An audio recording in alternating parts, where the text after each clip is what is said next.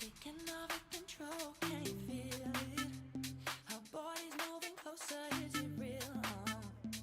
Trying to lose myself on the night shift, outside, yeah. Baby, can you feel me? Can we try it? I'm ready to move for the night, yeah. Trying to lose myself on the night shift, outside, yeah. Taking over.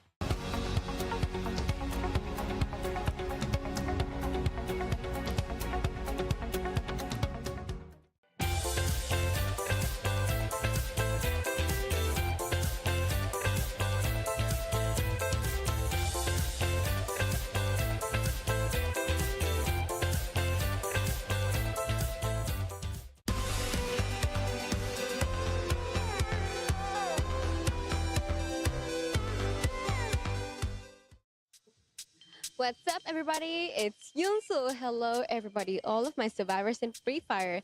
As you guys know, in Boulevard, we have so many fun activities, having good foods to enjoy, all of the best thing in this life in esports waiting for all of you.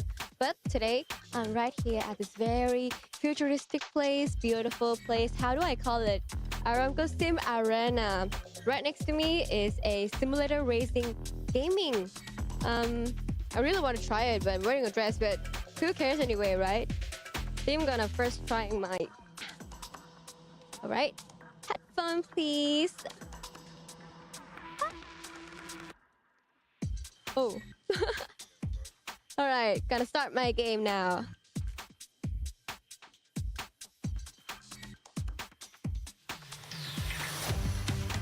Hello Free Fire fam, I'm Carol Bombshell and I'm happy to be here in Saudi Arabia, Riyadh for Esports World Cup 2025 Free Fire tournament. And also I'm happy to be here with the core memory team. Welcome guys, it's so nice to have you here. So we're gonna play a little game. It's a fun game, it's not Free Fire, but it's all about Free Fire. So you guys have to guess which gun is only by the sound. Are you guys ready? Okay. The first sound please.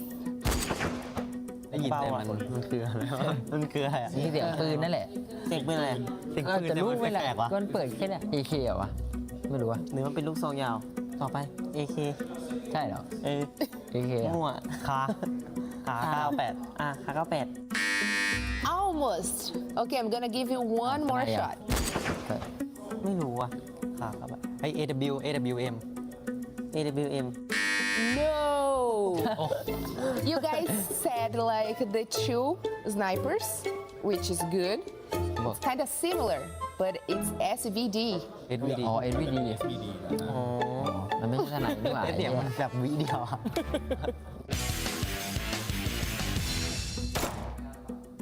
AK8 Yes, that's correct. That was an easy one, right? Who said first? ผม Pom. Good job. There we go.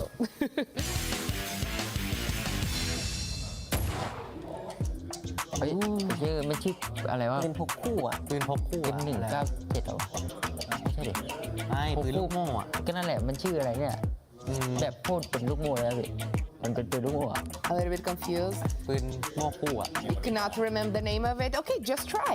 Say some names. ก็นั่นแหละลูกโม่ อ๋อลูกโม่ ลูกโม่เล็กอ่ะมันเป็นพกอ่ะ M179 มั้งมันเป็นปืนลูกโม่ Yes. โอ้โห No, I'm just kidding. It's a joke. No, you are almost there. It's another one. It's close to M79. M1917. ถูกแล้วแต่จำชื่อไม่ได้ ไม่ค่อยได้เล่น รู้แล้วว่ามันคืออะไรแต่ว่าไม่รู้จะไม่จำชื่อมันไม่ได้ Okay, now you guys remember. Okay, but it was a close one. เฮ้ยโทก้อน ไอ้นี่โทก้อน That's correct. Alright. That was an easy one because you guys use this a lot, right? ใช่ It's anyone's favorite gun. นี่ปืนของคนนี้ แม่อันนั้นซีซั่นที่แล้วเปิด แพท ผม ก่อน แล้วแหละ แพทก่อน เป็นแพทเก่า Okay, since it used to be your favorite gun, I want to know which player from any region could you eliminate easy with this gun? ยากเลยนี่ ยาก Come เลย on. You have a name. คูก้าเอ้ยคูก้าโดนตัวหน้าไงโดนยิงบ่อย Cougar. Last year, he won AWC 2024. Okay. He's a tough player.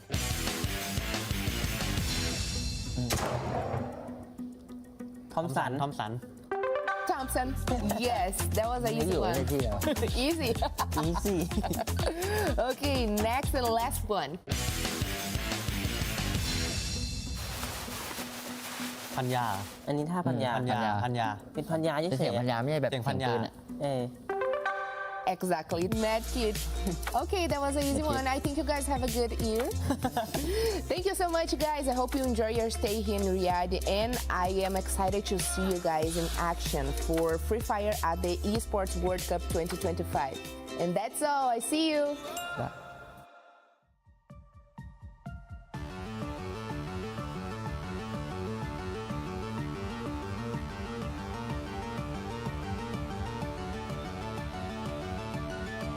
Mi motivación es más que nada hacerlo por mí, porque yo sé cuántas horas le dedico al juego y cuántas veces he querido lograr una meta como clasificar a la final y estar dentro de los mejores del mundo. Esa es mi verdadera motivación. Chicos, es el momento de reclamar en su debut, en tratar de llevarse el alma. Y todo, por favor, viene Vision. Mi estilo de juego lo tomaría como agresivo, más que nada porque me ha gustado siempre mantener la línea delantera y llamar a mi equipo para rushar a algún lugar del mapa. Claro, ahí sería la fortaleza del soporte, que es el que va a hacer el primer tiro, y ahí nosotros como yo primera línea tengo que seguir la orden de él y rushar.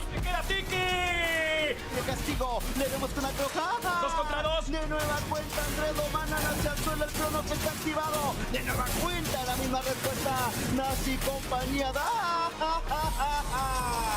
Los equipos que siempre le he tenido en la mira y que son buenos jugadores son Bru y Fluxo. Nada, que se preparen, que vamos a ir con todo y daremos todos.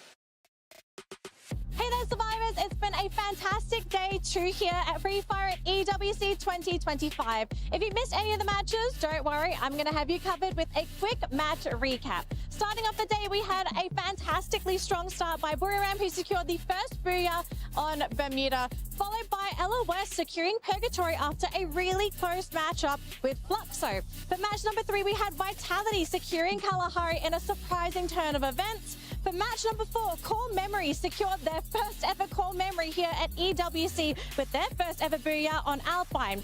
Next up, we have R7 securing their Booyah on Nextera. And finally, to close out the day, we had LOS securing the second Booyah on Solara. Now, of course, that's not all here for Free Fire because we still have one final day here for knockout stage before we head on over to the point rush stage. Now, the most important thing here is it's Group A versus Group C. Teams from Group B will not be playing and will only be able to watch and pray that they have enough points to make it to the next stage of the tournament. Now, the most exciting match to keep an eye out for day number 3 is LOS versus Falcons because they are currently sitting at the top of the leaderboard and LOS are 4 points ahead of Falcons. So the question remains, will Falcons be able to take back the throne or will LOS continue to reign supreme? That's going to be it for the recap. We'll catch you with the next round of matches.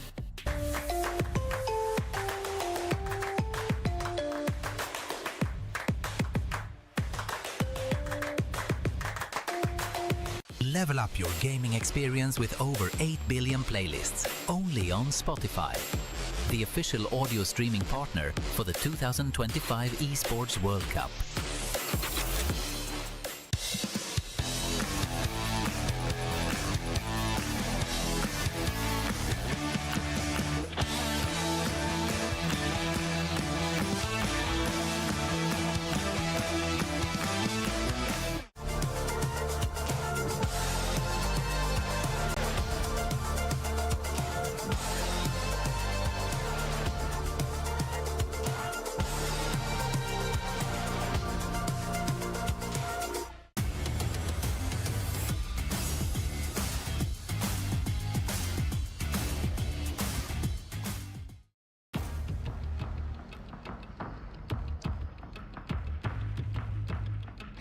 Day 2 and with the bomb and a lot of energy, and now we are going into the day 3 of the knockout stage.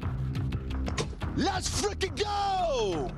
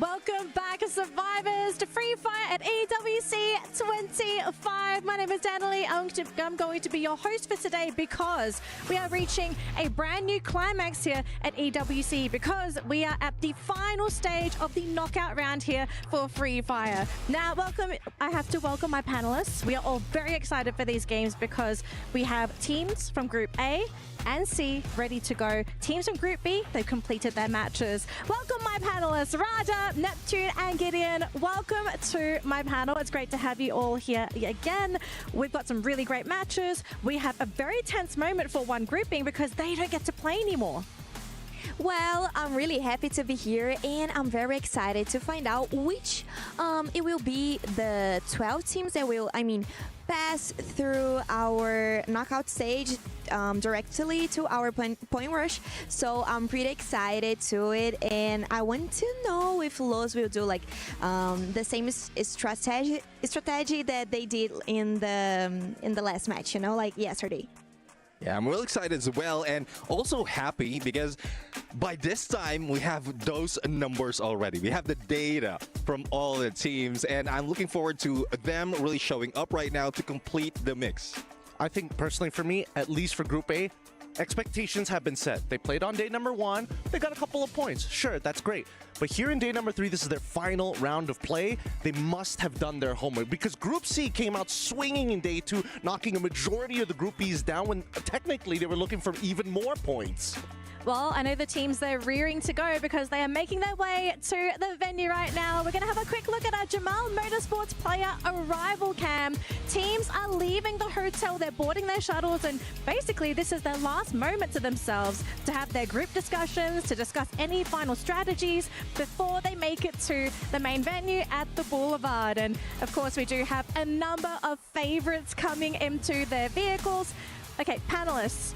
We have a couple teams that we're looking at here, right? It's Group A versus C. I'm going to start with Gideon. One top dog. One top dog, I'm looking at Falcons once again. I'm sure they've done their homework. They've got a lot of points, and I think they want to kind of maintain that top position. Let everybody know that this is the benchmark. They are the landmark here at EWC. For me, it's going to be LOS.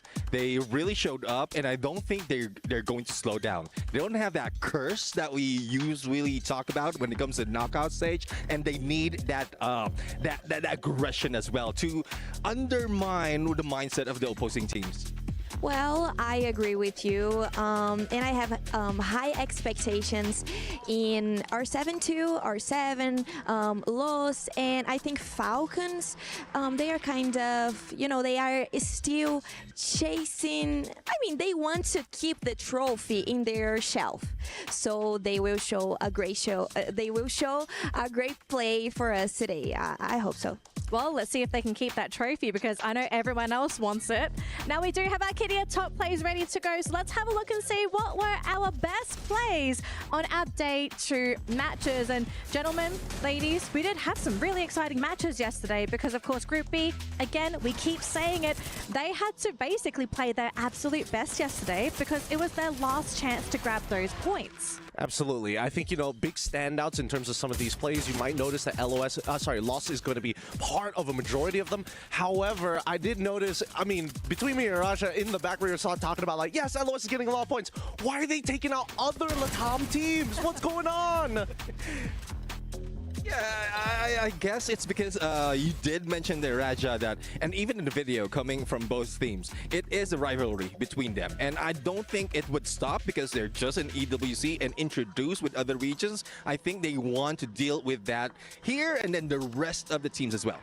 Well, I think Fluxo, it's kind of rival of Los, and I think they need to like pray to, I mean, to the bottom teams do not make so much points to like put them out of the top 12, you know, so they need to pray a lot. I will pray for them, and we have like such a big crowd, and I think maybe this can work, you know, but we need to see what the bottom teams will prepare for us today.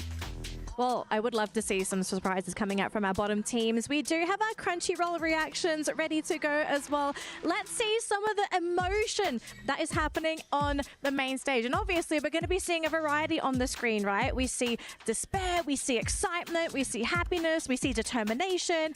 If you're going to make it to that next stage, you can't really afford to let your emotions just run haywire, Neptune. Yeah, definitely. I mean, that is one thing that pros really need to deal with.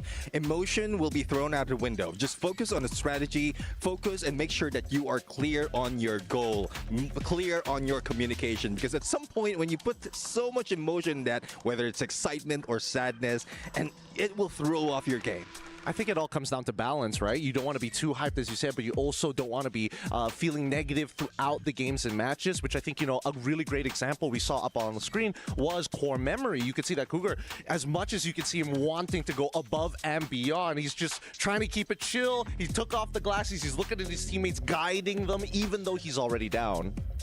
Right, now we do have a standout player from yesterday's matches, and it was none other than Della. So I believe we're going to be getting a bit of a close look into Della before we jump into today's matches. He's got the key, he's going to be receiving it, and I think he's going to do the same thing that Rasia did yesterday, which was basically putting his key up on the stage. Yeah, definitely. I mean, this is something momentous, being in there, being representing not only your team, but also your region, and just showing up that you're part of EWC 25. Yeah, it must be a very tense moment putting your key up, seeing Gracias there as well, thinking, oh, can I outdo this man?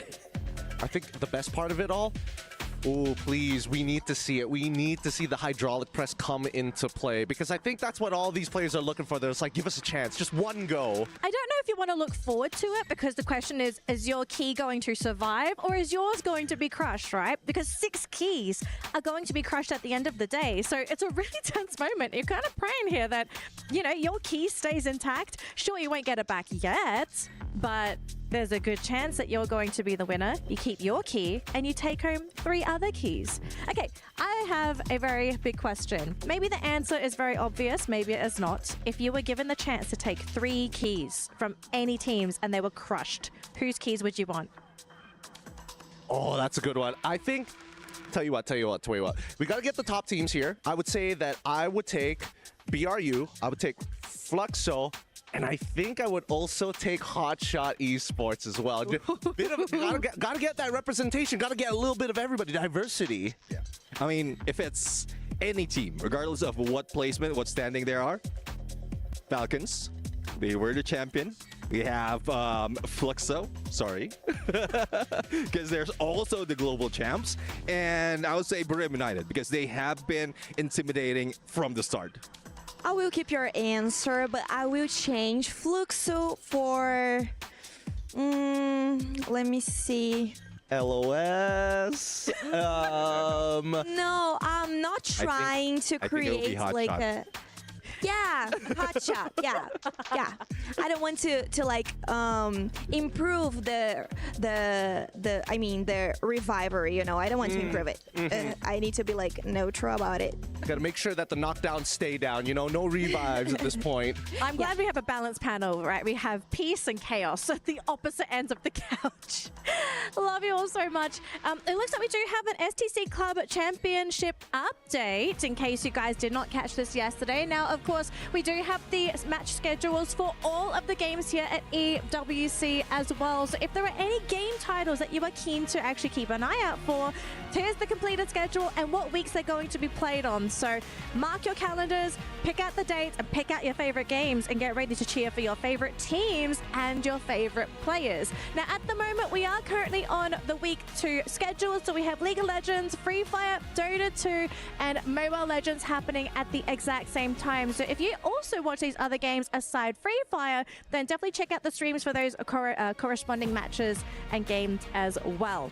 And now we do have the prizing for our club championships. If you don't know what this is, there is a separate event happening in EWC. Of course, your teams and players competing are going to be aiming for a prize pool, but we have the club championship where the clubs, the teams that own the players, are competing in a separate tournament where if you place high in multiple games and accrue enough points, you're going to be the club champion at EWC 25. So make sure you cheer for your teams as well as your favorite players, because there is so much on the line here at EWC 25. There is, and I think that now that as the weeks are going to continue to go by, at least for some of these teams, now that we know the schedule, I think they're coming to their top 4s and top 2s already, which is why the points are continuously updating. I mean, you have to keep it updated, and especially with the fact that there is a extra condition where you need to you have to have a top 8 placement in 2 game titles. So it can't just be you win one game, you win Free Fire, and then you can win the whole club championship. So there's a lot on the line here. We also have your honor on the line here, my panelists, because we have the Aramco Power Rankings ready to go. So let's see who you have chosen as our top dogs for today's matches. And we're seeing a lot of Boulevard, I'm seeing a lot of loss, and we do have some variety. So starting with Raja, explain your picks to me today. Well, I think Pain Gaming will probably be aggressive today, and they don't have like I mean, they don't have landing spots, so they need to contest this from other teams. So probably they will be more aggressive and they will do this type of play style today. So that's the reason why I put Pain Gaming and Boulevard. I think everyone knows why I put it here. And Los, because of the same thing as Pain Gaming. I think they will be aggressive and they are so good, so it's impossible not put Los here. I guess it is impossible not put Lost because all of us put Lost in there. And, well, I guess there's a lot more that will be offered, not only by those on the power rankings.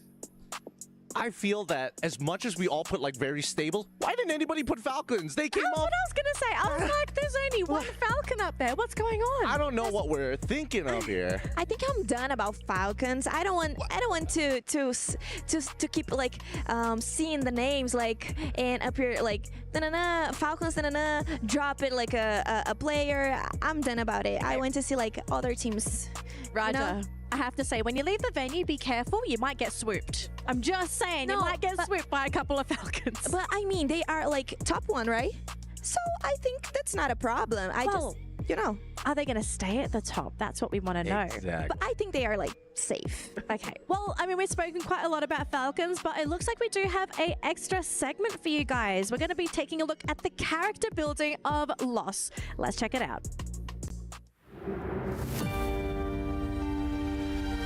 Então é nosso estilo mais sair para trocar tiro. Quem a gente vê, a gente vai matar na frente, porque a gente é muito confiante e sabe que vai ganhar.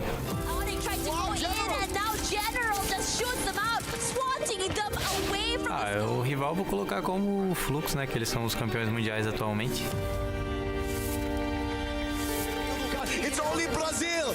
It's gonna be Lost versus Fluxo. Se lança por meio do Gal sem general acertando o primeiro. Bom, a gente já ganhou de vocês esse ano e agora nós vamos para ganhar de novo aí. Toma cuidado. Fluxo is taken out. General não pode perder. Nosso campeonato regional lá no Brasil é muito complicado, são muitos times bons, tanto que cada ano acaba mudando os times que vão para o Mundial e tal, porque a região é muito forte, então é muito complicado jogar lá e jogar contra o Fluxo também, que é o melhor time do mundo atualmente, mas dessa vez a gente conseguiu sair campeão. Ele vem, ó, pra cima, como tem que ser, a direção é uma só, vambora, Rigby, já chamou na distância também, Los!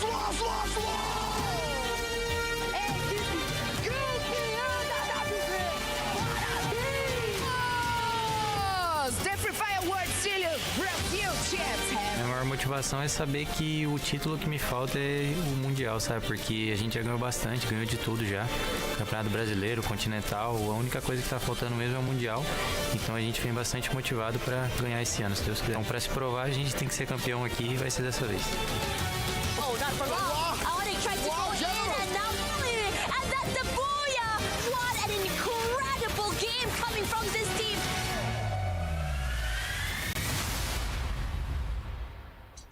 There's a reason why Lost is being highlighted, and it is because not only are they champions looking down upon their own region, but also potential champions here at EWC 25. And just seeing their first play day yesterday for day 2, they looked so good, so on point. The chemistry was there. And I think the question we now have is, are they really world champion material? I think they're really close. Raja, I'm pretty sure you're more familiar with Lost than the rest of us on the panel.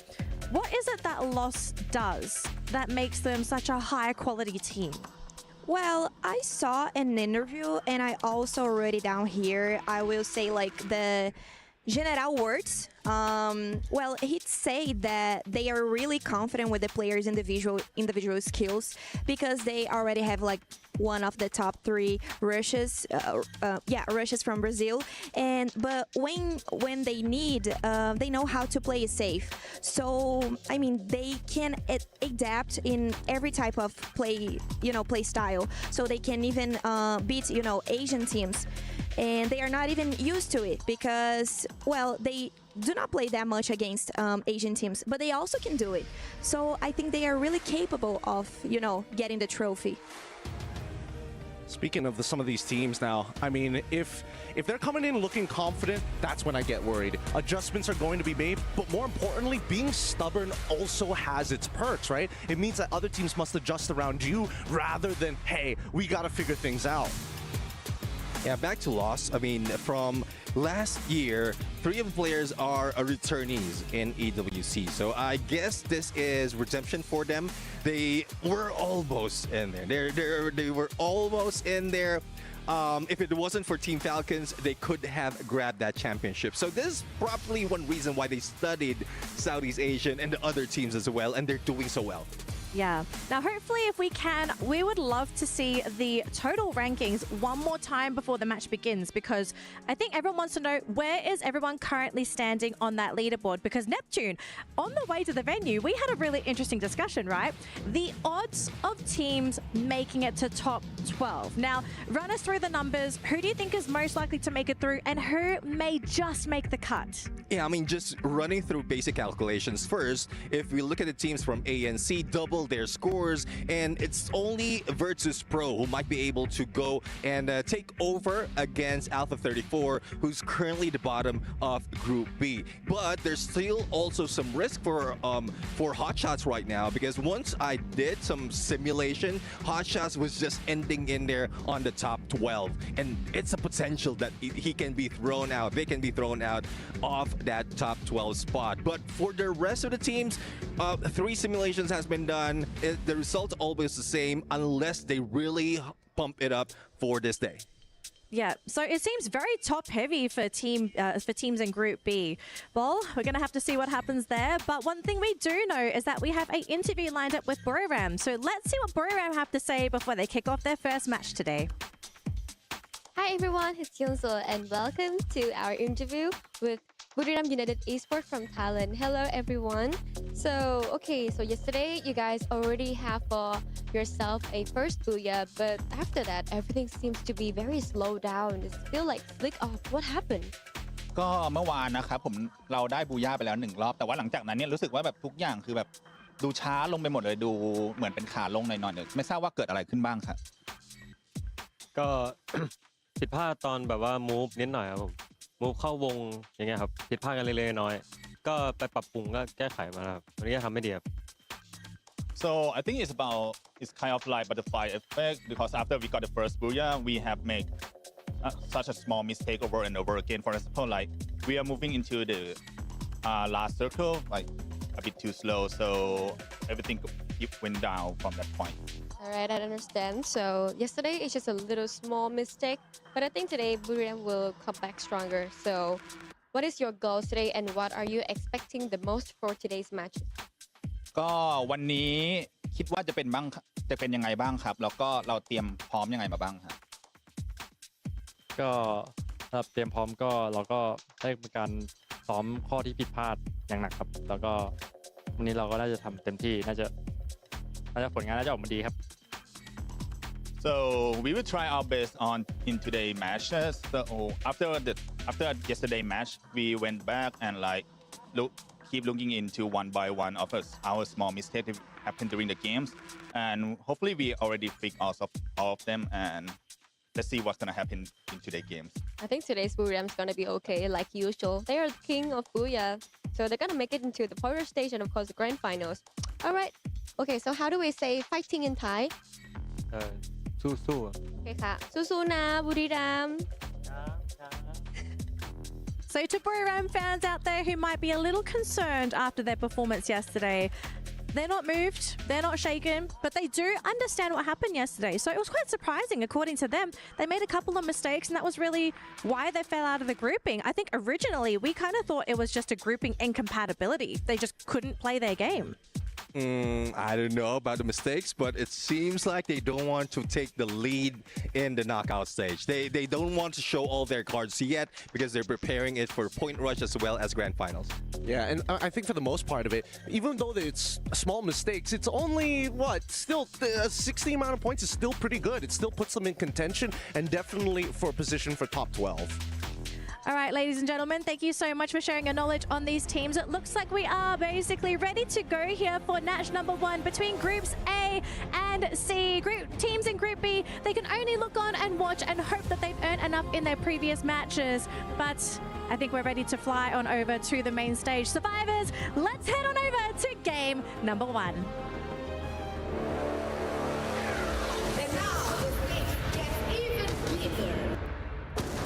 Gue cukup seneng banget ada di Arab sini karena ini impian gue sebelum-sebelumnya bareng tim gue juga. Season lalu kita cuma jadi penonton dan sekarang kita akhirnya bisa jadi pemain di sini. รู้สึกดีครับตื่นเต้นก็เป็นความฝันด้วยที่มาแข่งรายการใหญ่ๆครับ Tipo, nunca ter desistido, que eu jogo faz muito tempo já. E ter continuado tentando, mesmo fracassando, seguindo em frente, com erga na cabeça, valeu a pena ter chegado aqui.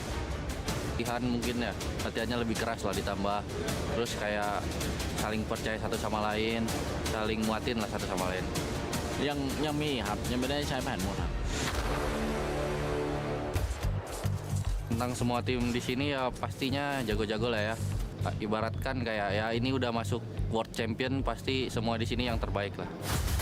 No Brasil já são times fortes lá, mas aqui é um nível completamente diferente.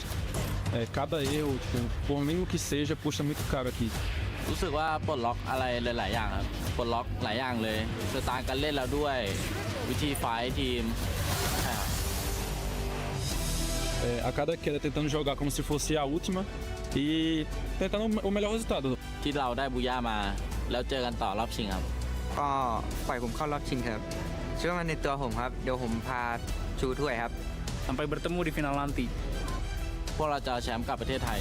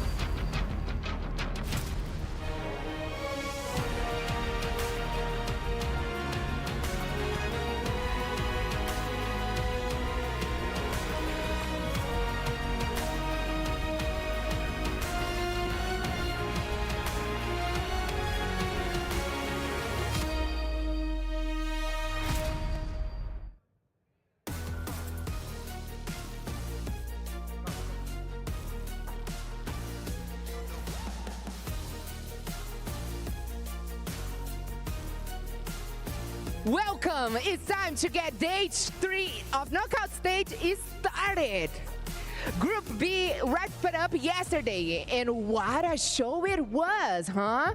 Asian teams are leading strong, but Brazil, Latin, and MENA are fighting really hard too.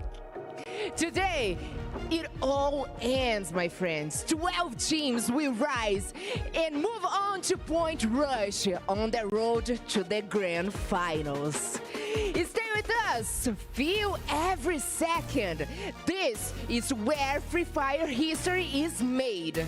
And now, let's meet the teams who will take the stage today and fight to leave their mark on the Esports World Cup. First up is Vision System!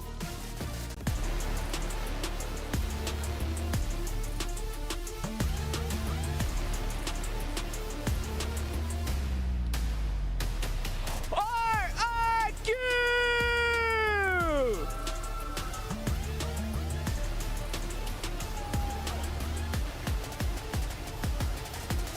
Los!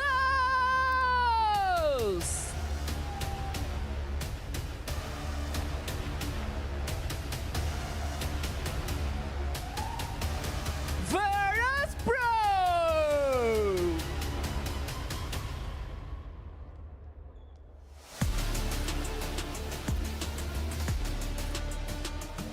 Red Hogs!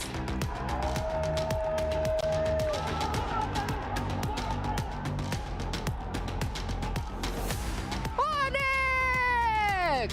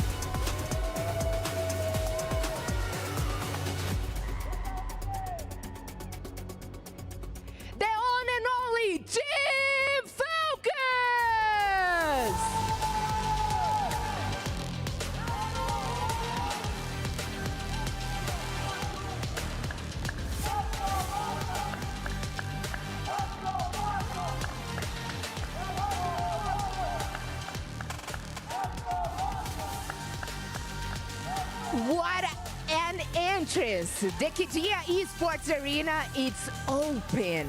And now Free Fire squads have entered the battleground. Each one of them here are chasing glory. Each one are ready to survive the storm. But before we drop into the action, let's take a little trip into the wild. One of our brave reporters has been out in the field tracking rare creatures, the Free Fire pro play. This one you know. The rituals, the movements, the natural habitats. Let's go now into the wild. The world of EWC Deadliest Hunters. Let's go. Good mate. It's me here, Admat, the Play Hunter. We are now right here in Riyadh, Boulevard, Rose City for Esports World Cup 2025. And I'm here to try to find out what does our pro player doing here in Boulevard.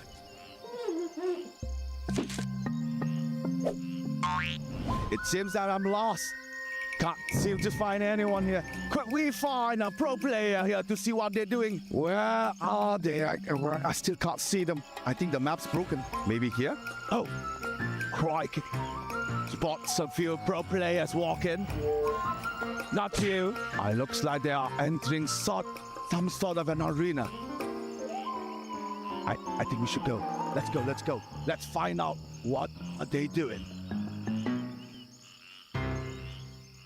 Mate, we are now right here in some sort of arena. It called itself as STC Gaming Arena, but I'm not so sure. And it looks like I have spotted a few pro players doing some sort of ritual. I do not dare to get close. Crikey, look at that. They are trying to get the luck from the previous team that has won before. Such an amazing behavior. Nothing like that have we been seeing. They're trying to pull all the luck here from the previous winner. Oh my God, it looks like they are going away. Come, let's go. Let's go, Hunter. Go. Crikey, that was so good. Hello, guys. Hello, map. Hello. It's a map for the play. I know. I player. Oh, you're player. Yeah. Thank you, Robert. All right, we're going to catch up towards the pro player. It looks like they're exiting the vicinity. Oh, they stopped. Oh, crikey. They're actually... No, they're not. They're just doing their final bow for luck. And it looks like they are going somewhere else. Let's go. We don't miss it. Let's go. We're almost lost him. Let's go. Oh, sorry. Okay, it's fine. Oh, it looks like they added another one. Now there's 3. What a weird behavior. I think this is the continuous chanting for good luck. Mate, this is something I don't see every day. Oh,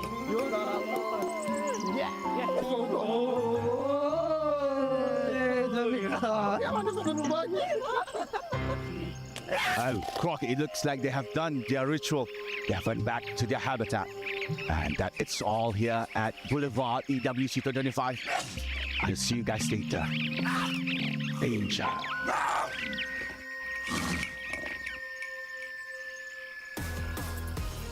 Welcome to the Free Fire at the Esports World Cup 25 knockout stage, day number 3, where nothing is granted, everything is earned. You're here to start the show with me, Husky, and the Mustachio AJ. 6 more rounds between Group A and Group C, and until then, we'll find out which 12 teams will make it to Point Rush and eventually the grand finals. Everything is earned, in some case stolen. That's exactly what we want to tune into today. Group E, unfortunately, they have laid their chances to rest. 12 games in total. They've pulled away whatever they can pull from the competition. Alpha 34, it doesn't take a genius to figure out they are definitely not going to be at Point Rush. But the question still is in the balance. Hot shots from Pakistan. Will they make it? 87 points. That's not too much, Husky. Yeah, that's not too much, but they ended yesterday in 7th spot. Yeah. That's a spot higher than what we wanted from them. We wanted them to just be in top 8, and they did, and they went one step above. And like you said, the question is, can they still survive today. We still need 5 more teams at least to not make it. Alpha 34, they did their best to drag Hotshot Esports down, and let's see if that has paid off. Of course, there were some questions in the air. Will Fluxo make it? 106 points in total. Obviously, it's not the most up there at the top of the leaderboard. Fun fact, last year they got 102 points and they scraped through at the 12th spot. So it's a little bit better, but either way, it looks like they are going to be making it through. Of course, it's going to take a mountain of effort from any of the teams currently in the bottom 6 to oust Fluxo from their 4th spot. 106 points is quite tough to reach, because if you look at Virtus Pro, down in the 13th place, they've only got 52 points, so quite a journey for them to climb up. And we got to also remember, they're going up against the other teams from Group A and C. Obviously, they're going to be picking up those points as well, so it's not as straightforward every single game. These teams need to be in that final circle. Speaking of final circle, Red Hawks, if they want to stand a chance, they need to be in every single final circle with a minimum of 5 to 7 eliminations. And dude, that's tough, man. They only performed for 3 games on their first day of play. Yeah, exactly, and that's how brutal this format is. You only get 2 play days in the knockout stage. Every single round that you kind of give away to your opponents, you need to make up for it twice as hard. And I think for Red Hawks, I agree with the calculation. We kind of went over the numbers behind the scenes, but I gotta add another caveat today. I think a booyah is necessary for Red Hawks, right? Just in case, just as an insurance policy as we head into game number 1. Again, the final 6 rounds before we find out which 12 teams will make it through. We're heading over to Bermuda once more. And for fans out there, you can rest assured that this flight path is very, very generous, straight down the middle. Absolutely, and of course, it's going to be fair and easy. EVOS Esports, though, they're the group stage leaders with 154 points at the very top. Everybody thought it was going to be Core Memory sticking it at the very top, but of course, beating them with those 4 points. And Rasya definitely faced it with a huge smile on his face. A majority of the eliminations pulled away by the Wonder Kid, and this was that fair flight path that we were talking about. Peak totally conquered by Buriram alone, and Dragon splitting up very early in the game. I don't feel good about this. You know what I don't feel good about as well, AJ? VP and Red Hawks. They both just dropped in the same spot, and we see very early gunfights, and this is gonna be very bad for Red Hawks if they don't make out of this alive. Ideally, if you can somehow beat VP, that would be great. We've seen Red Hawks pull off miracle in the earlier rounds in day 1, but that's a day 1 thing, right? That's the thing, that's the unknown. But right now, I think VP have studied Red Hawks. They need to somehow make this work. And of course, if the Bangladeshi players want to stand a chance here, they have to play the reversal here however possible. Plasma gun in the hands of Flicker. Shot up from up top. Great rotation by Fuwara. Has got the AUG in hand. Great range on that gun, and Flicker does not want to challenge him. But now all the players all together down on the ground. Fuwara with his head sticking out. This is danger zone, but he's managing the situation well. Yeah. With very limited resources to work with, these movements are a lot more important. So Red Hawks go into a 3-1 split. They leave Flicker on the flank. Same as Virtus Pro, who have the same idea. So if whoever can catch the flanker first is going to come out on top. We see Diamond already going on the hunt. VP changing from 3-1 to a 2-2 split. Kutun will make first contact. Good damage being dealt. Fuara getting down by Blade. And now Red Hawks bring into action. Nameless also goes down. A trade comes from the side of Diamond, but VP are losing numbers. Beautifully played. The revival comes through in the nick of time by Diamond.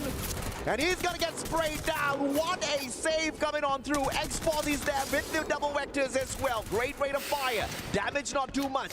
But Red Hawks has got this in their pockets. 3 players taken out of the equation already. 1 more playing his chances up against 2. The M590 and the MP5. Exposi. Riptide Rhythm to break down their defenses, but that's just asking for trouble early. Kutush finds the knock. And Virtus Pro off on the back foot, and Red Hawks picking up a very, very, very important win here at the start of this game. Feels like deja vu from game number 1. Blade drops back in just in time to loot the rewards, the bounty that the rest of his teammates have laid out on the floor alongside the corpses of the Virtus Pro players. And I gotta say, Nurjat saved that fight because the rest of his teammates were down and Nurjat clutched it. Thankfully for VP, someone was revived. The run continued. continues for the Polar Bears, but it's not going to get any easier. Same can be said for Vision System because Lost has them in their crosshairs. Yeah, Vision System needs a miracle to qualify for Point Rush today, but they go up against one of the most dangerous teams out there in Brazil, and I dare say in the competition. But they are mowing them down. Unbelievable stuff. Rigby 245. Final player in here, round one, picked up right quickly. And Vision System could not go in for the final blow, but they still outnumber the players of Lost. Only for the next few seconds, Rigby has got enough money to buy back his two other team members. But Vision System, timing is key here. And the guy that just got picked up mowed them down instantaneously. Lost with the instant recovery. M598 enough for you, boy. Rigby with the MP40 should be able to make quick work of Andres. And suddenly, in a blink of an eye, Vision System Andres is forced to run away. He does have enough coins to get a revive, a ring around Rosie. Can he do this fast enough before they clear him out in round the corner? And there is just not enough time. Vision System, they fall in the hands of Lost, and off-screen, Virtus Pro gets wiped out. Man had enough time to buy back the whole world, but a misclick for sure. Not even a single revival, and Vision System out. They were already at the very bottom of the leaderboard. I guess that is exactly where they will stay. Unfortunate for them, but what a start, and holy hell, what a recovery from Lost. Recovery from Lost and Red Hawks, right? Both teams were at the back foot in their respective 4v4s, and both of them recovered. This is the start we expected from Lost, but this is the start we wanted for Red Hawks. Oh yeah. That difference, that contrast is what's going to make this a lot more interesting with how Red Hawks are rotating right now at Shipyard, but south of them, it's going to be Team Falcons and Movie Star R7. That is going to be a challenge. Ami Tomake Balobashi, Bangladesh. This is exactly what we need out of the squad. But here comes another deadly predator up in the air. Falcons, they want to fight. Question is, does Red Hawks have enough in their arsenal to shut them down? Dragons, on the other hand, up against Buriram earlier on. And it looks like it was deadly snipes all around for Moshi, knocking down player after player after player, picking up those crucial points for Buriram. Thank goodness Dragon Esports are still in this. I'm not really sure about the state of Red Hawks though. Falcons, they are very aggressive. You're not ready, they're going to tear you apart and into pieces. It's going to be the case for the side of Red Hawks. Kutush also goes down, and suddenly Red Hawks have been sliced in half. But Movie Star R7, they hear the gunshots. They are here to fight the Falcons. Well, two can play at that game, says Movie Star R7. They want to be the movie stars here as well. One deadly predator out of the skies. Joker, BSK in hand. Great range for the gun, but fails to find any connection on those shots. They've got the players of Falcons flanked already. Peter, unfortunately for him, does not find any tags under the player up top, but here comes SWAT, and he is the clutch king of R7. Will he get the shot in? Games King, M590 in hand. Unfortunately, it is their own player that gets knocked down to the ground, and Falcon standing their ground. Kororo just now broke his ankles, but they brought him back up. See the rotation from Della. Star player from yesterday, Joker, finally pulls the trigger, and that's on fire down. Games King actually got Peter as well. Two members of Falcons down, but they need the confirmation, and they get it. Kororo now hightails out of there. Hides behind the building. It's him and Limit, and a lot of members of Movie Star R7 that they need to surgically cut through, but this is not going to be easy. Limit has got the right guns here, the VSK and the AWM in hand. He just needs the right opportunity, but he's also waiting for the rest of his team members to back away so that they can play that game of revival. He's buying the squad more time, and as he stays hidden, it looks like Movie Star R7 is not detected in this situation. Opportunity to get those snipes as the players are up in the air. Can Limit hit it? They do see Limit now. Finally spotted out 1v1 Limit with a flick and 2 shots in a row. Of course, Limit is the one that wins that one now. A free point for Team Falcons, number 5, but that is going to call to attention the rest of Movie Star R7 to kind of to come and tie up loose ends. Limit now will be surrounded. Games Kings is going to be player number 2 to make contact right around the corner. Limit finds it now on the Joker, but it's just not enough. Movie Star R7 finds their 4th point, but Team Falcons have bought enough time for Kororo to make a run. That's a masterclass in distraction. That's a masterclass in buying your squad more time. But of course, Kororo, as he gets away, I believe he flew straight into the crosshairs of Red Hawks, so we'll have to wait and see if or not Falcons can stay alive a little bit longer. It looks like the jump pad has been invested in as Karoro finds a good exit out of there. Flicker does not get that shot. And Falcons will live to tell the tale a little bit longer here. Time and time again, we've seen this out of Falcons, almost wiped out at the start of the game, and they just make that huge comeback with the booyah at the end. Yeah. And just to add on to that, that was exactly what happened on their very first game on day number 1. And the third game. So history could repeat itself. If you want to take out any sort of opponents, you got to cut off the head of the snake, and in this case, the head of the Falcons. As Dragons Esports make their rotation, runs into a Wild Kutters who just got revived, and now will have to be revived again. Yeah, man, Dragon off to a decent start here. First elimination, squad on that full revival. Thankfully, Seamox was left standing, and he could bring the rest of the team members back in here. But RRQ, very stealthy, very quiet, picking up the most needed weapons. You see a double AWM setup in their hands here at Bermuda. It is going to be absolutely deadly, especially in the open grounds later on, as this circle comes into a close, dragging all of the players towards the area of either Bhima Sakti or Clock Tower in a bit. And RQ is a team that even they have said in an interview, always second, never first. In this case, for the side of AGAL, they've also have tasted that. But R7, they're fighting back, 2 down the side of AGAL. Ew, not willing to let this go.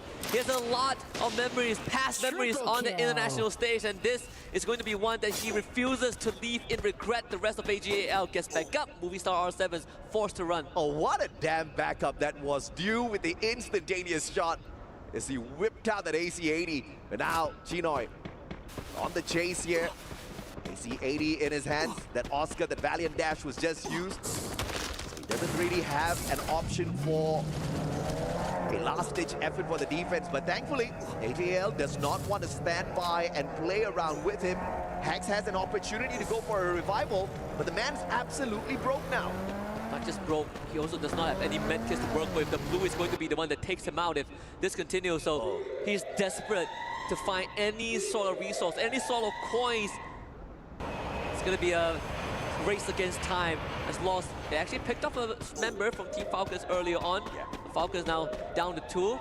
Enough points on the side of On Fire. Peter gets brought back once more. Falcons still trying to recover. Yeah, on the back foot here for Falcons. But, you know, it really matters not Lost and Falcons, both at the very top of the leaderboard. I think they can sleep the whole day and still qualify for Point Rush here. So this is just a warm-up game at the end of the day for these two squads. Phenomenal performance on their day 1. On Fire, take it away. Nando 9. Car from afar. Accurate shots, not wasting those splits at all. So Peter is actually in the middle of the circle. Falcons basically forced into just pure survival mode. It's no longer about fighting for points. It's about fighting to live long enough. Kunto, you surely see this, right? Karoro now will have to fight. Valiant Dash being used. Sutton Barros had to ruin that 1v1.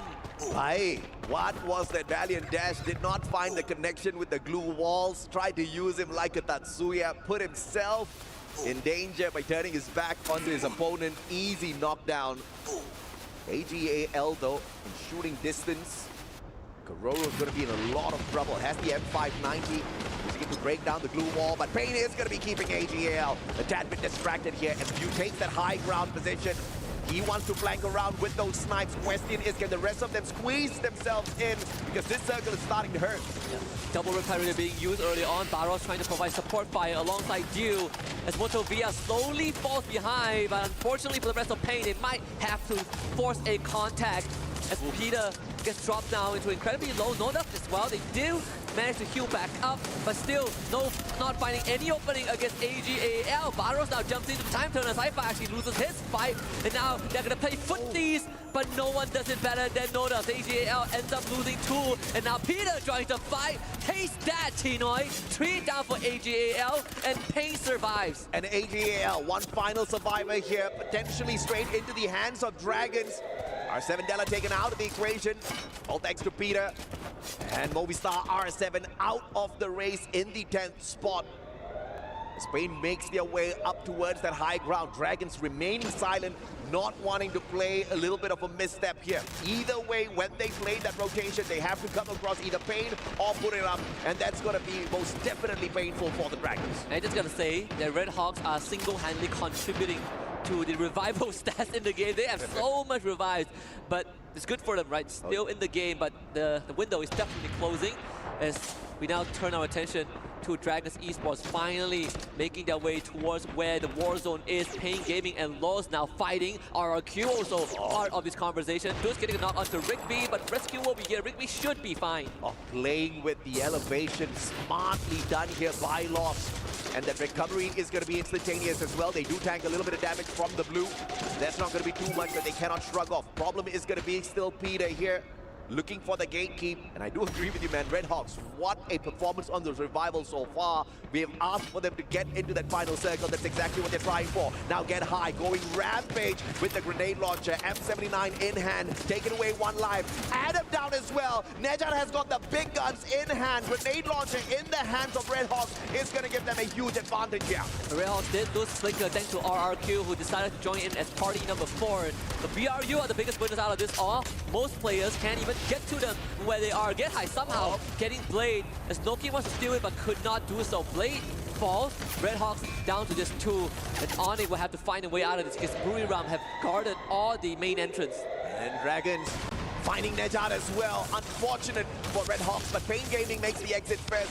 In the 8th spot, Red Hawks with their final survivor left in here, looking for the next zone, and has found it already. Question is still going to be, does Kudush has enough? Because you get revived with those 2 blue walls and the P90. I believe that's all he has. Riptide Rhythm breaking down the defenses of Peter, and the backstab. Loss is still in it as Falcons will falter in 7th.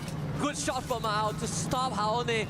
And now Lost have to make a decision. Do you abandon him or do you bring him out? There's no saving Pride Haone in this game. Mao takes him out. Red Hawks eliminated in 6th place. RRQ finally showing their presence. Rigby has all his glue on being melted. RRQ just sprays them down. Case led in this. And Nandona cannot survive. Unfortunately for Lost, this is where it ends. Yep, they lost that one up against the Indonesians who are desperate for a booyah for themselves. But the surprising ones are the team from EMEA. Dragons Esports, 7 eliminations strong, looking for that final circle in the top 3. This is what we need. This is the kind of improvement we wanted out of Red Hawks, but we'll have to wait for the rest of the game from the day. For the time being, it's the silence play, and Dragons will find the circle, but they also find Buriram running out there. And Buriram will take initiative. Actually, a decent trade at the very start, but Dragons quickly overwhelmed as Dus decides that he also wants a piece of the pie. Maybe RRQ's intervention will be enough for the Indonesians to start the day out with the Booyah. Kiba ends up going down, get high, still around, but it's him and Moshi. Can they pull this off? A 2v3, Moshi in the red and get high, desperately trying to hang on. They just cannot pull it off. Abai brings RRQ to a Booyah in game 1. RRQ with their very first Booyah here at EWC 25. And you cannot ask for anything better. They start the day off from the 12th spot. And obviously, they're going to be getting those points. One of the best Indonesian squads. Some may argue the best, of course. They could not get to the championship this time on FFWSC because Onyx snuck that one away. But they're most definitely going to hit the big numbers here. Some people forget that RRQ placed 2nd in the recent championship. And that's why they always say, why are they always 2nd? Why never 1st, right? You look back at the track record of RRQ, they are always in the top spot, but when it matters the most, RRQ falls short. This is a story of redemption. A team that built a legacy, that set the benchmark for the Indonesian region, now have bred new blood that overtook them locally, but they also kind of missed the feeling that when they were still at the top. Yeah, the 2nd spot curse also infecting their brothers from Indonesia. We saw EVOS Esports last year at EWC 24. They did so well, but of course Falcons beat them to the championship. They walked away with the 2nd spot. That was very impressive, and they have not dropped their momentum at all. They've kept that going, and now with the acquisition of the Wonder Kid, they look absolutely dangerous. They ended yesterday at the very top of the leaderboard, and now they are the squad to beat. But of course, we're going to be taking a quick short break here. When we come back, it's going to be purgatory time, baby.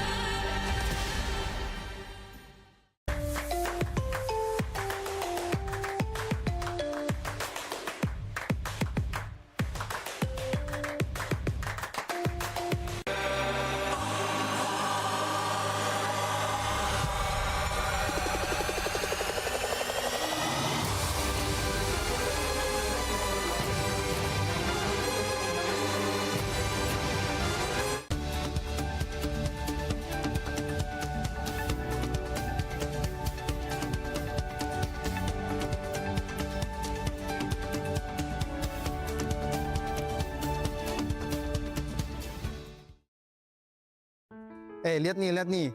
Gua pasang glue wall, gue lempar bom, terus musuhnya rata. Gimana tuh? Lu udah nunjukin ini ke kita 7 kali. Tapi setiap gue tunjukin ini keren kan? Perang dia, perang. Gak bisa. Gua sekarin. Knock. 3 lagi. Ngurung. Ini 2 orang ngurung nih. Tuh, sekarang Dut. Gua suntik Dut. Mana ya Dut? Naikin baik. Di gua nih. Karat toy. Di gua. Masih di gua. Tahan. Mungkin gua. Karat. Nice. Santai guys. Dut.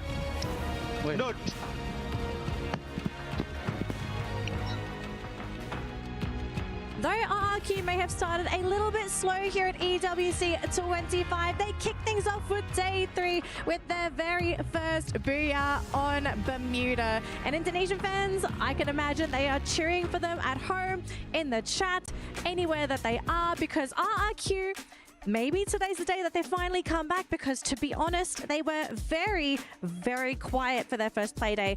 Gideon, I'm going to have to start with you here.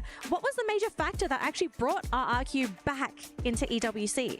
I think for one, I'm pretty sure that the audience in the arena itself, if you've ever heard of it, RRQ, no matter where they are, it's always home soil, it's always home ground. The kingdom always provides for them, especially with the fans. But in terms of the in-game, we've seen two sides of an interesting story, right? The proactivity within the game. When we're looking at the match rankings, right? Notice how majority of these teams aren't reaching into the double digits because fights are not only concluding extremely quick, but only very few squads, like Dragons, are able to actually recover from the initial first impacts, and then all teams, majority of them playing on the outside, unless you're BRU or RRQ, who took their time to show presence later in the game. And now looking at the rankings, I'm surprised as well that Lost is in there, because earlier when they went against Vision System, they were almost out. Only 2 remains, and then as quickly as that, just wiped out Vision System, and they are back in play, taking that number 4 spot.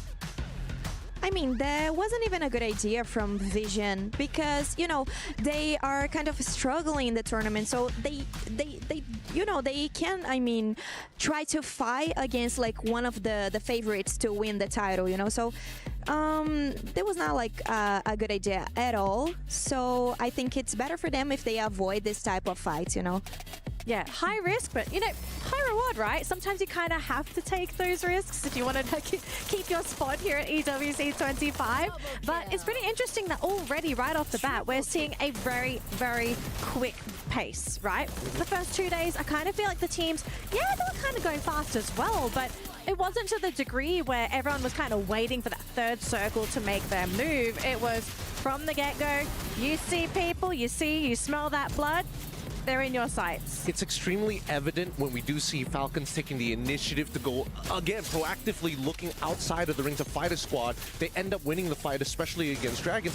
And then, Redhawks, and all of a sudden R7 decides to get involved in these fights, right? And this was happening all across the map, you know, from north side to the southern side. And once we get to that third ring, I think that's when people started to realize, oh boy, this is going to be a pretty deadly match. A majority of people have lost a couple of fingers walking into the ring. Speaking of deadly, I mean, you did mention it's always back-to-back engagement all throughout the map, but towards the 12-minute mark, we still have 10 teams remaining, and we seldom see that in competition here. Probably in the regional, yes, it is possible, but it starts slow. But this didn't start slow. It's just from the drop, they're always engaging, and quite surprising why there's still a lot of teams left. Well, and I want to add about the fight of Falcons against R7. That it's really interesting to see like R7 performing that way because they are not afraid to be like face to face with other Asian teams. So that's kind of interesting because you know, Games King was like shooting at Falcons and he was like doing such a great job, you know. Yeah.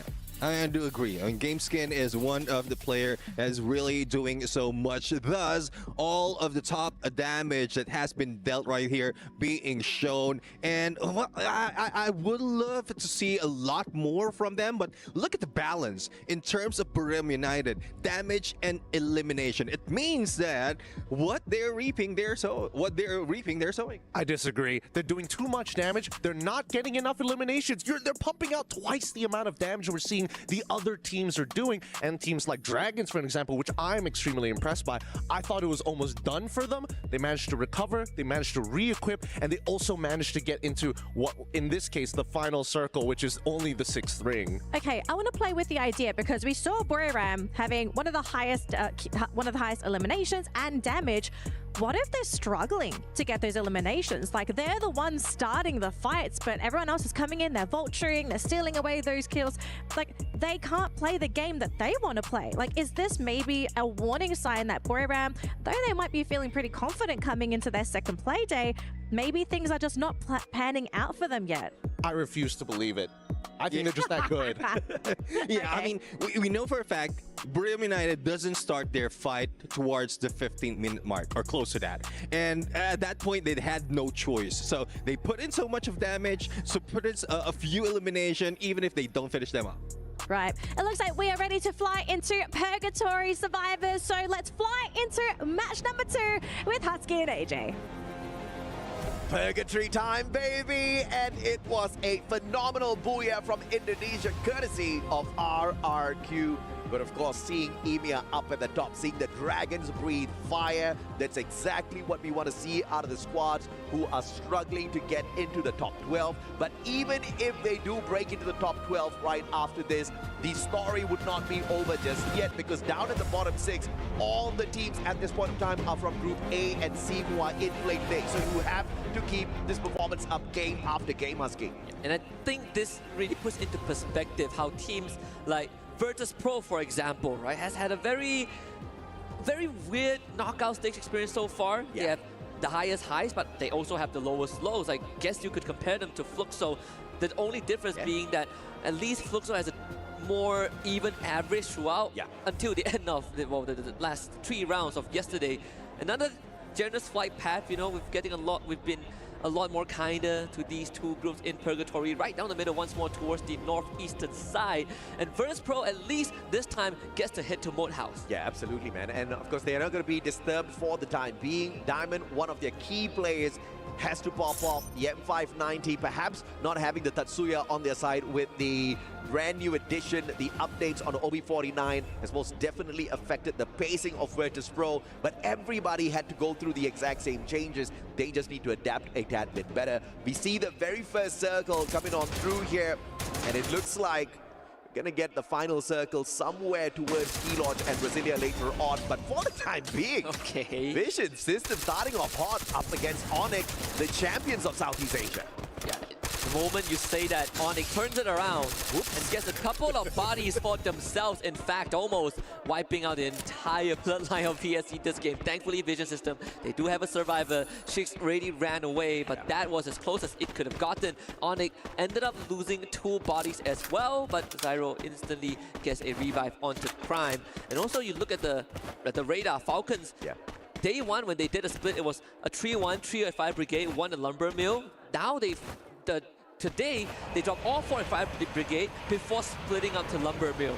They understood that RRQ, they also share that island. Absolutely, just kind of playing it safe, just in case RRQ decides to go a little bit crazy, perhaps drop slightly closer towards 5 brigade. But thankfully, none of that happened.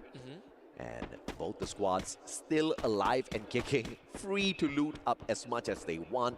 Got a little bit of a airdrop here for Kiba to pick up those medkits and blue walls from as well. But of course, the great big question is going to be, do we see Buriram buff into R7? Movistar R7 dangerously close to Marble Works. It's a good time to also talk about Kiba's history. Previously with Onyx, it was a big part of Onyx. In fact, last year he attended EWC for Free Fire 24 with that squad, and they had a very underwhelming performance. And right now they're on the other side of the aisle. And in fact, even yesterday, Onyx tried to mess up RRQ's momentum for a booyah, and they ended up, it was RRQ, it was a Movistar R7 that pulled through. We get a ping with the Arvon that could be courtesy of BRU as they are heading towards Crossroad, but they will run into Movistar R7. Yep, now Buriram trying their best to get away here. Movistar R7 definitely in shooting range, and Della is the first player to be found. This is not good for business. Jonah also finding the tags onto Adam, gets the elimination as well, fighting two squads at the same time. Not the best idea here, but Buriram has no choice. Hax runs on in, finds the sniper of Buriram. The rest of them leave him high and dry. They're looking for a safer spot to play. Games King, final survivor, double glue wall, looking for the pickup. Hax needed to confirm Moshi before anything else, but good play. Backup from BRU was just too fast. So R7 ends up getting nothing, and they might lose Joker. Thankfully, he's able to launch himself away in time. BRU saving Moshi, and they keep the run going. But it bought enough time for Onyx to move away, but that also might just funnel them straight into Virtus Pro. Great recovery for both Movistar R7 as well as Buriram. Games King going for the pickup instead of finishing off Moshi. And Buriram looking at that opportunity, went back in there for the instant pickup just so that they don't have to be on the reset. Moshi gets to keep all of his loot and coins. So neither one of their progress disrupted all that too much. Of course, Movistar losing two players to the side of Buriram wasn't all that too fun. And like you said, Onyx playing that recovery. But now Virtus Pro finding pain. Will they get taken down early once again? Riptide Rhythm going far and wide, unfortunately, for Exposing. And he's holding his ground very well. He's taking down the glue walls of pain to discourage them. But his glue wall just now prevented Peter from getting a potential shot in. This could be a big flank. Boonjim and Nameless, they have the right idea. Are they going to run into pain? No, Glue's exposed. He was not ready for that. The glue wall getting popped out. He has to isolate in his hands, but it's instantly broken down. Peter ends up taking diamond somehow. And now VP forced into a bit of a defense mode. Glue wall melters all drop down. VP pushes them forward. Yeah, fantastic grenade pop here. And straight through the glue wall. Finds Gus for the M590. Looking for Peter as well. Glue wall broken down once again. Peter, no cover for him whatsoever. Boonjim left all alone. M590 for the win, but Virtus Pro unable to undo the pain Esports delivered. And that one is going to hurt. 2 rounds in a row, Virtus Pro got virtually nothing. They're going to end this round with 55 points. And that is still quite far away from a qualification into point rush. They will have to talk about this. They saw Flora out for Boonjim and nothing changed. Onyx now gets a rematch against BRU right here at the Arsenal. But BRU, they do have someone positioned inside the compound. It's going to be Jonah, and Adam sees this. But what is Onyx going to do? Moshi on the flank, looking for Crime. AC-80 in the hands of Crime. He just needs that double shot. Perfectly aimed at Moshi's head to instantly cripple the flanking capability of Buriram. And both teams playing this absolutely safe. Buriram finally going in for the call on that rush, but the glue wall stopped their own defense for the side of Onyx, and they have to retreat. Grenade popped out, M79 in play. The grenade finds the tag, and Wasana does not manage to recover. Buriram with only Moshi left in the mix here. Pickup just not possible. And man has to run for his life. Very, very decisive call from Onyx, and that is going to pay off big time, wiping the floor with BRU. And this is where I gotta stake my allegiance. I gotta state my allegiance. Yeah. I agree with what one of the panelists said just now. I agree with Gideon. I think, you know, BRU, we all collectively have unanimously said that this is the only team that every single time they don't show up in a round, we said that they're saving stress. But I disagree. I think at this point it's fair to say that BRU, teams are catching up to them, right? Yeah, I mean, for sure. I think Buriram, at this point of time, it's not that it's, yes, the other teams are catching up, but also the meta has been messing with Buriram for a long, long time. Wasana used to be known as the deadliest hard hitter out there. First, we took his Drogon away, then we took his Tatsuya away. How much more will we torture this boy, Wasana? I don't know, Brazil has won 2 years in a row. It's about time we get something back, right? They were the reason, or I hope they were the reason, Skylar got back into the meta, and now Holmers is buffed. You know, Intel Gatherers have all been buffed. Yeah. See Falcons up against RQ. Abe actually took a shot in the face. As we take a look at a bit of a highlight some good engages earlier on, but we're going to keep our attention on what matters more. Falcons are actually taking down members of RRQ. Yep, finding the first one, but RRQ has got decent enough distance between themselves as well as Falcon to hightail it out of here. Got to fight up against the blue though. Tanking damage from the second circle isn't going to hurt that too much, so RRQ not really playing big risk gameplay here. Just needs to go for that long rotation round. Unfortunately, R7 might just bump into them, so we'll have to catch up with that action in a little bit. Aone on the bike, making a lot of noise, but thankfully nobody around them to find the Punisher with the snipes. Funny enough, there is a UAV hovering on top of them, and we saw a loot drop as well, an airdrop. They are going to be right smack in the middle of two teams, Dragon Esports, Vision Systems. Well, make that 3 teams because AGAL are around the corner. That is a big shot from the AWM. Zyro making his presence known. Pain Gaming in the far horizon, but I think Onyx are also in a very safe spot. If they go down southwards to get to the circle, they are going to eventually run into Pain Gaming, with the exception that I think Pain Gaming, they do have a bit of elevation to work with. Consistency out of Brazil has been phenomenal thus far. Pain Gaming just one of those top performers, one booyah in the bag, and they don't look like they're about to slow down. 87 points in total in their pockets. And they have got literally 5 more games to pick up points, and they don't look like one of those stragglers, right? Game after game, you see them hitting those high numbers on eliminations, whether or not they find that final circle. Now has been the Philmatic this game for RRQ. 4 revives and counting. So RRQ, they, even though have the full squad still in the game, they have been getting picked off left, right, and center. So Pain Gaming makes that rotation. Onyx most likely will end up dodging them and having elevation once they get to where Pain Gaming are. There is a choice that Pain Gaming could make, right? Take this zip line down to the next location, close to a vending machine, but far away enough from the rest of the teams. This next circle is going to be crucial. Teams all spread out on the map. It's been moving west side thus far. And usually the game does throw us off a tad bit.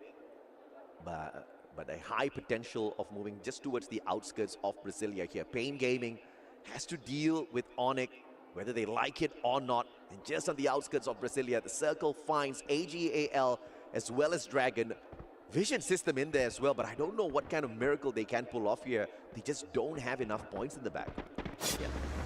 They could play spoilers, right? Like what Alpha 34 did yesterday. The early encounter between RRQ and Lost, where we saw on the feed itself, Lost getting 2 pickoffs in a row. Haone dealing some critical damage to RRQ at this stage of the game. Again, they got the full revive, but at this point we are more than 10 minutes in. Falcons now arrive, and Kiba, he's not even ready for this. He realized that 3 people shot him back behind him. Quick backstab for the 3-point. Yeah, poor boy just got revived, had the P90 in hand, just 2 glue walls, refused to use it, could have used it, but now Red Hawks.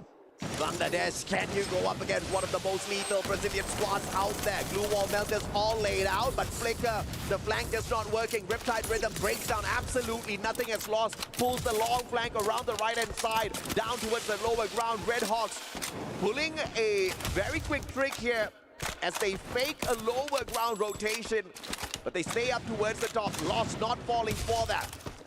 Jig is up though. Haone sees Flicker. He knows what Flicker wants to do. So starts it up with Glue Wall Melter. Take out that cover to force Flicker deeper into the battle.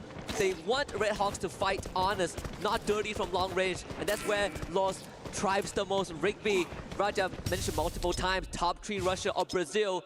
If they can funnel Red Hawks into the gun barrels of Rigby, it's going to be beneficial for Lost. Nando Nai got a top ground cover, Lost in an advantageous spot.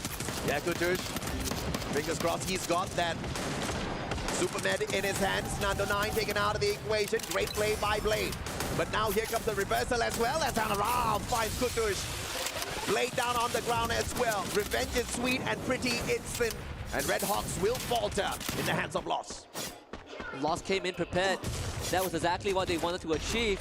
In the meantime, even off screens, we see Duels just got knocked by Vision System. Lost did have to pay a bit of price for that. one member being eliminated out the equation, but small price to pay. Peter getting literally ran down and charged right through. On fire now, tries to redeem it. Joker actually getting tagged from behind. Limit finding kill. Della as Movie Star R7 takes the wrap for Falcons. Yeah, without Della, question is how can they play this game of survival? Games kick backing away, the fourth player down, and Hax has no choice, and a double snipe by Limit will put them in the bag. On fire with the support gameplay as well. AGAL making their approach here.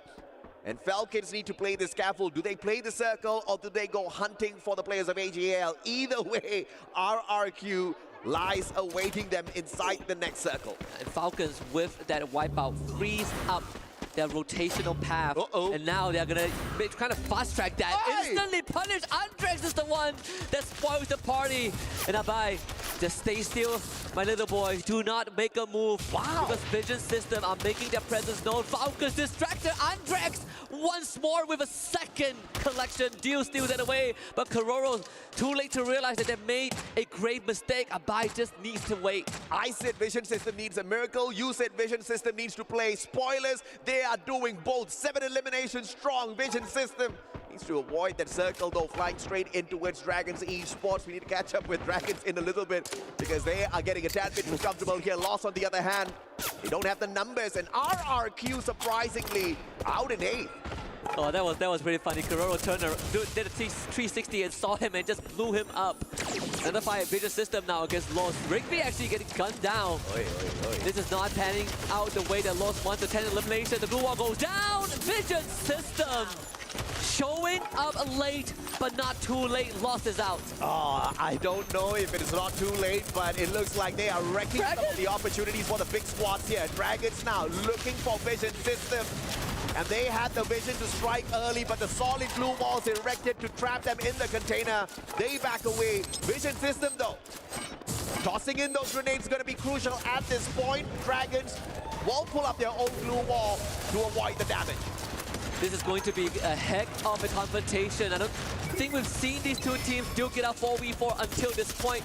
Now, obviously, Vision System have more eliminations, and for Dragons, they need to start catching up. A bit of chip damage being dealt down. Jota actually moving forward, trying to progress. But for Dragon Esports, those blue walls, they're going to melt in an instant. The bombardment commences. Shix once more gets a good snipe, and Dragon Esports trapped in their own building as Vision System cleans up house. There's an extra 4 points on the docket. 13 for VSC. What a miracle, Vision System! And now full recovery for them. Shakes has got the Superman on him. Backs away, but AGAL knows exactly what's up. Tossing in all of those glue wall melters, making sure those defenses do not stand erected for long. And Dew with the snipe from afar, he's not the guy who gets the connection. It is Tinoy, sidebar, the combo, absolutely deadly. And they want more.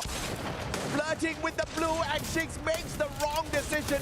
But either way, there's no running. AGAL puts an end to it and pulls a booyah in the bag. And AGAL needed a win. Sooner or later, this was also a team that have gone through trials and tribulation. This was also a team that have gone through trials and tribulation on the international stage. A few years ago, Dew was at the height of his career, finishing, I believe, top 4 in FFWS 2022 in Bangkok, Thailand. And ever since then, he has not been able to return to that prime form, whether it's an individual struggle or a team synergy problem. AGAL right now is his best chance, and with this booyah, they are going to remind everyone that they have been contenders all along. Oh yeah, absolutely, man. I mean, what a great play from the teams that desperately needed the points, right? 3 out of 4 teams in that final circle are currently sitting in the bottom 6, and Vision System with a stand-up performance. Unbelievable stuff. We have never seen them in that mode. I guess desperation sometimes brings the best out of you. Not only that, when we finished match number 1, I believe the coach of Vision System, they gathered everyone around and gave them a pep talk. Maybe that was the boost that Vision System needed to get close to the top 3. A booyah would have been great, but this second place finish is good enough for now.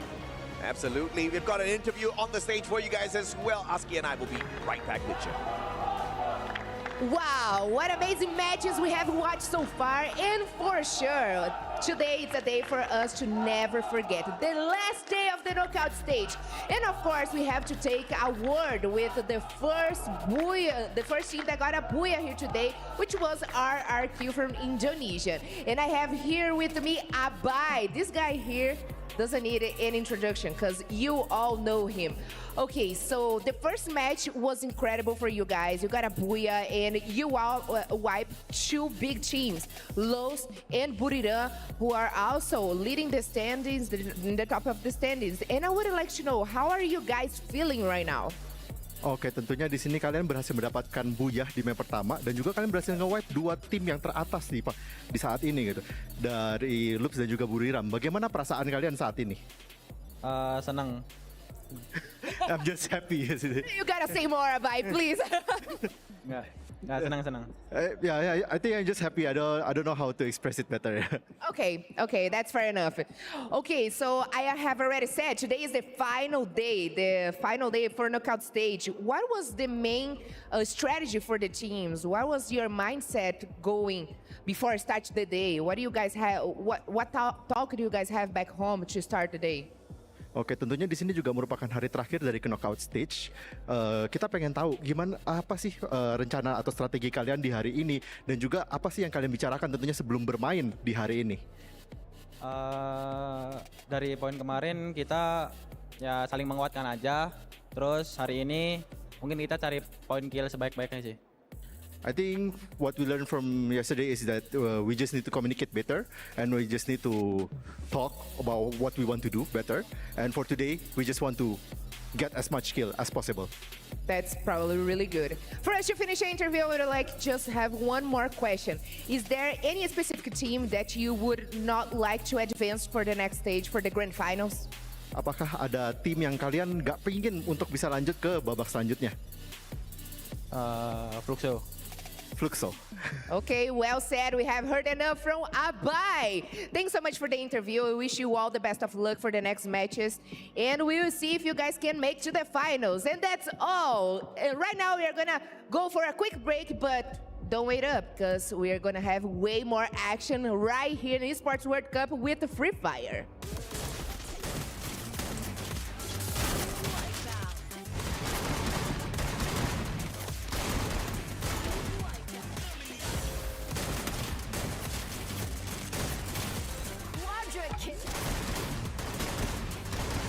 Triple kill. Dominate. Unstoppable. Hello everyone, it's Yunsu. Welcome to the Boulevard, and I'm right here at a haunted house. We have a storyline here, the Zila story, which is for this house, and I'm going to explore the opening for you guys here. Well, the atmosphere is very scary. You see pictures here. What is those sounds? Okay, pictures, dark pictures, very scary. I don't know what is await me there, but I feel so scared, anxious. Why those pictures look so scary? Oh, that is a dead body. Why so many dead bodies here? Cứu tôi là nạn nhân.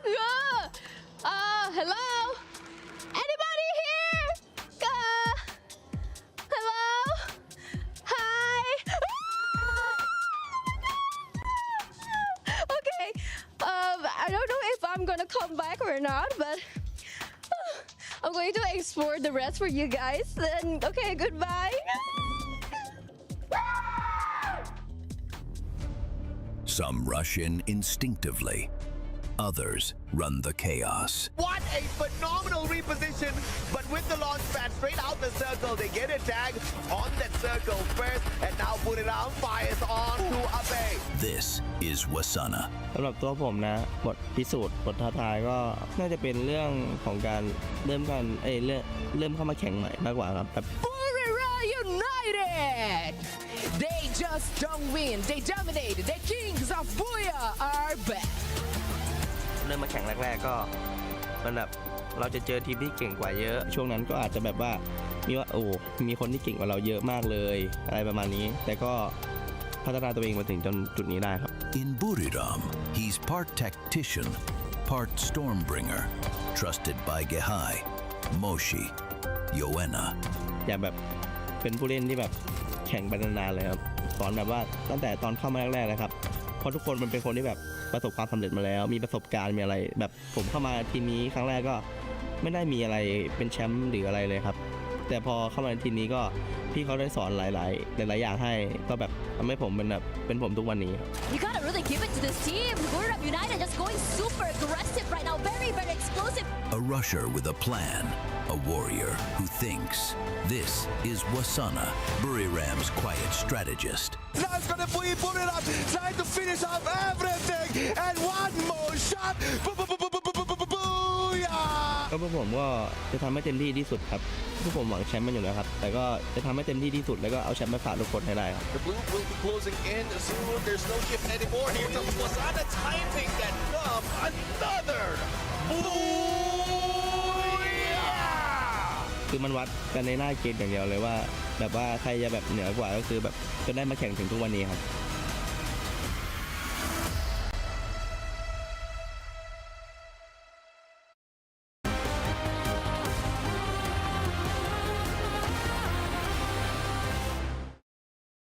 ปลาเขียวให้ กูไม่มีระเบิดนะวิ่งไปชิดดิโหลชิดดิกูหน่อยชิดดิกูหน่อย เขียวอยู่ไอ้ปลาระเบิดอยู่ มากูไปชิดร้อยหนึ่ง เฮ้ยโดนระเบิดร้อยหนึ่ง ชิดไปเล่นกับกู พี่ หน่ ฟ้า อย มาเฮ้ยหน้าผมพี่ฟ้า ร้อยหนึ่งชิดร้อยหนึ่งดาวชิดร้อยหนึ่ง เลยดาวเอ้ยกูหน่อยเลยไอ้บอยกูหน่อยไอ้สองตัวกูพันยาพี่ฟ้าพี่ฟ้าอยู่พันยากูยิงฟรีนะดาวตัวเดียวแชมป์ไม่เหี้ย70ตายมาเลยเหี้ยแต่ว่าพี่ฟ้าทีเดียวเหี้ยคิวดาเมจ1,400สูงคิวไอ้สายฟ้า AGAL lock in our second booyah of the day, and things are really starting to heat up because the bottom of the bracket are hungry. We have gotten booyahs from teams that are currently sitting outside of that threshold of top 12, and they know they need those points. So all of a sudden, we're getting a very interesting match day where it's not a battle between the Titans at the top, it's a battle of all of the Davids at the bottom. And this is one thing that we keep saying, and I think I mentioned it from the start of our competition, that treat your every day as if it is the last day, as if you are being eliminated. And I guess that's what's happening right now. Like high risk, high reward, and this is one thing that those at the bottom six are doing right now. And if in case they miss, then I guess they could accept already the fact that they might be eliminated. Well, we also can still keep looking at Falcons, like doing great eliminations. But something that I want to add is that Burira, it's not really doing that good. I think they are not kind of prepared about like early fights, you know. They know how to do rotations and this type of things, but I feel that they weren't prepared at all to meet Onyx at that point. Yeah, I mean, we really haven't seen, aside from that first booyah that they got yesterday, they haven't really been a major player in the competition. But again, I mean, we spoke about this, right? It almost feels like Boulevard, they're just slowly trying to peel off that target from their back. They're saying, okay, this target belongs to someone else. We are not a threat to anybody. We are harmless. Please leave us alone when we get to the final stage. But Boulevard fans, I don't think I'd be concerned either because, I mean, Neptune, I mean, you have the numbers in front of you. Boulevard are kind of safe, right? I don't think they are at any risk of falling out of top 12. Yeah, they are safe and they have potential to be able to bring that number. So I think it's just a play not to be in a spotlight of like the players and the teams that will be going into Point Rush and Grand Finals. But I also want to put a spotlight in certain teams like AGAL as well as Vision System. They were at the bottom of our leaderboard and they were at the top as well as the second place in that game. But we also see Dragon Esports survivability at its finest. This is one thing that we want to see from those of the underdogs, and I guess they're working in for the placements before they go for elimination because it was slow in terms of elimination, but they managed to survive a little bit longer. I'm so glad you brought up Dragons because they have actually been quite consistent today. Although we've only played 2 games, they were the third last team to be eliminated in our first 2 games. So Dragons, I mean, it seems if they keep this up, they have a very good chance of making it to the next stage. But I do want to sort of make a bit of a statement, right? The fact that all the points now are going to the team towards the bottom of the bracket, this actually destabilizes the bottom section of the top 12 because the points are not going to the top because the teams that are in top 12, let's say 12 until 9, you want the points to go to the very top because that means the points are not going towards the bottom teams, but that is not happening. It's the opposite. All the bottom teams are getting it. So now all of a sudden, teams at the bottom are getting scared. So what do you end up doing here as a team that is potentially going to get knocked out of that top 12? Do you now suddenly have to be the ones to make the proactive plays because you can't afford to play passive anymore? Well, it depends on your play style, but most of the teams, they just have to lay low, go for survivability first. They go for the placement first, and then along the way, if they can get elimination, then that's where they stack up the numbers. Because if you risk so much in terms of fighting against a team, getting a lot of elimination, we've seen that a lot happening, and it is just like disappointing if in case you lose a fight. It would be. Now here are the overall rankings, ladies and gentlemen, the updated overall rankings. So we're still quite early in the day. Now, of course, we are still seeing a lot of teams from Group B very high up on that leaderboard. But as we continue to play and more points are distributed between Groups A and C, we will start to see a more finalized list of our top 12. Now, Neptune, I know you're the man of numbers. I love to ask you this kind of stuff, okay? Who is looking safe here? We said yesterday that there was a safe threshold, which was, I think, 130 points, wasn't it? So just looking at the leaderboard now, who do you feel is looking pretty safe? Like, where do you think is the safe cross line? So I guess at this point, for the moment, it is Pain Gaming spot because currently, like, they are 100 points already, and I don't think they will be short of 30 by the remaining 4 matches. So there's still a lot more that they can do. So hopefully they will be able to chase that number. All right, we are getting ready for our next matchup, folks. But before that, though, we do have our SMB head-to-head with Gideon. Let's head on over to the main stage. What's up, Gideon?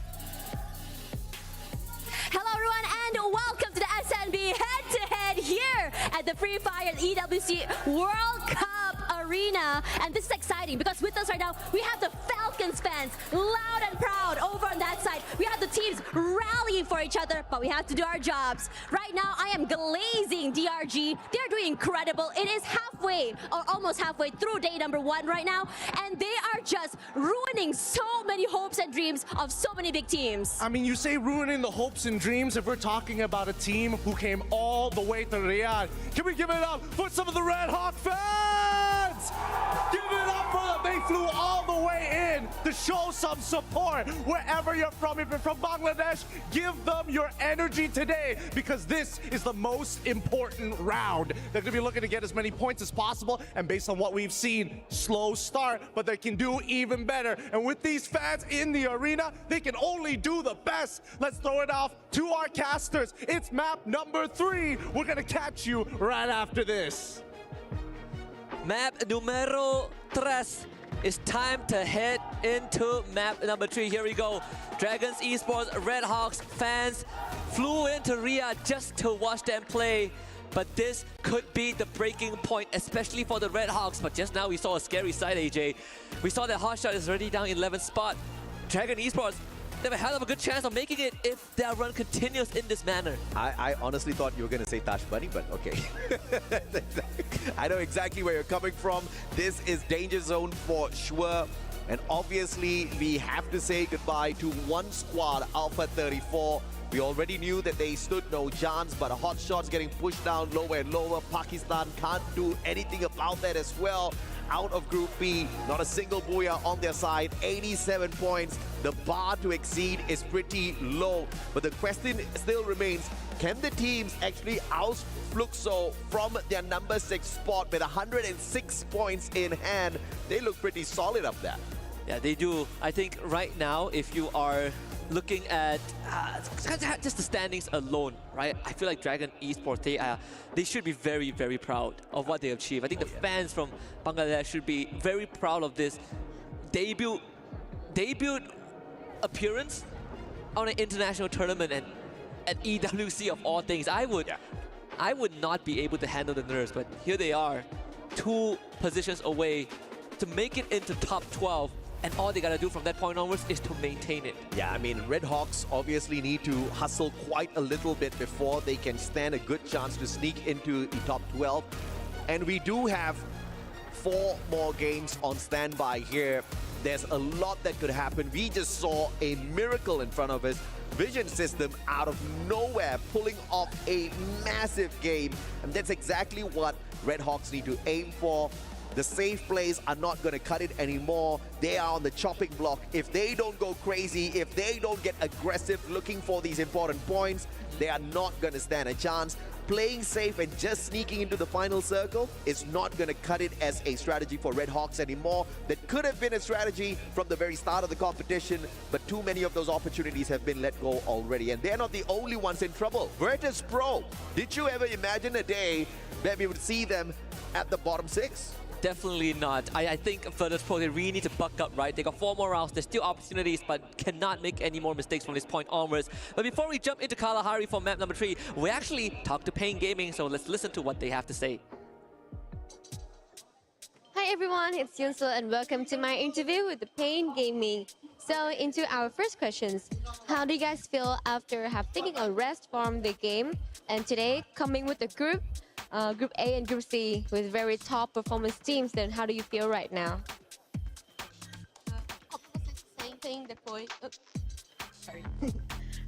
Como vocês se sentem depois de ter esse dia de folga e agora jogar novamente com o próximo grupo? É bem tranquilo, porque a gente já jogou o primeiro dia já. A gente já tem uma noção do que fazer no terceiro dia, porque é muito bom jogar o último dia para sempre ter uma vantagem de pontos. He said that they are confident and they are okay with that, and playing the third day, the last day, is always good because they know they saw all the other teams and everything, so they are fine with that. Good, that is a great spirit that I love to hear. So what about loss? How do they feel about loss? Since yesterday loss was very high.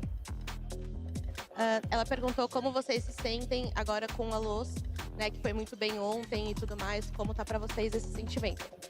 Bom, é sempre muito bom times brasileiros desempenhando bem e, querendo ou não, nossa meta é ser o melhor time brasileiro e ser o melhor time da competição e ter essa disputa saudável com eles, né? Tentar passar eles hoje. He said that for us, with the Brazilian teams going well, we are so happy for them, but we want to be the best team on Brazil and win the championship. So they are happy for them, but we'll beat them today. I understand. So last questions to end our story here.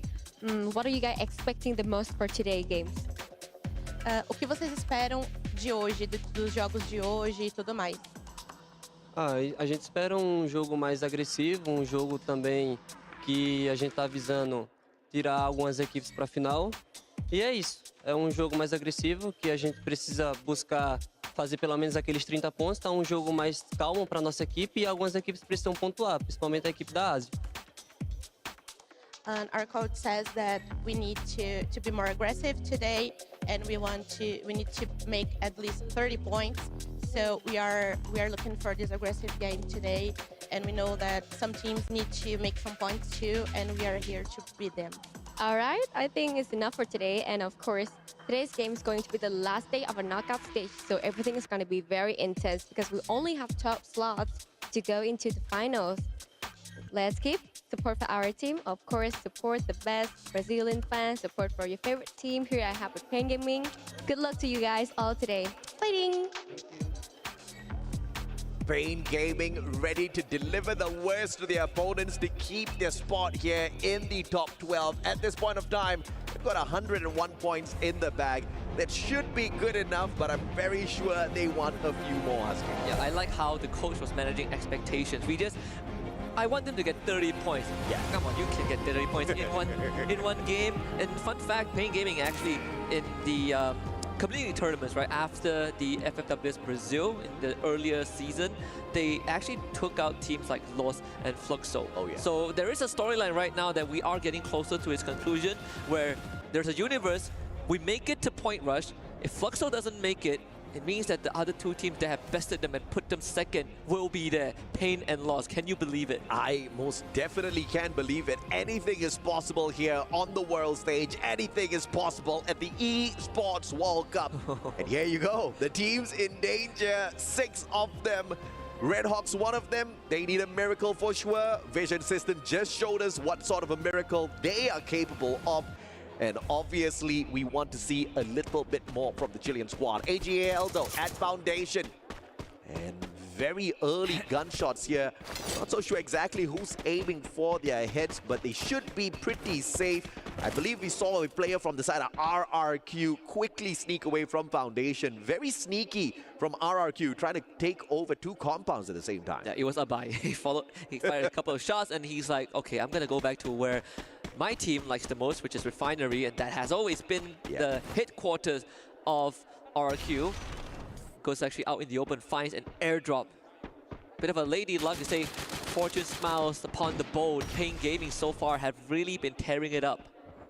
Well, this next circle should give us a rough idea as to how the movements of the squads will go. Circle 1 still pretty balanced in the middle.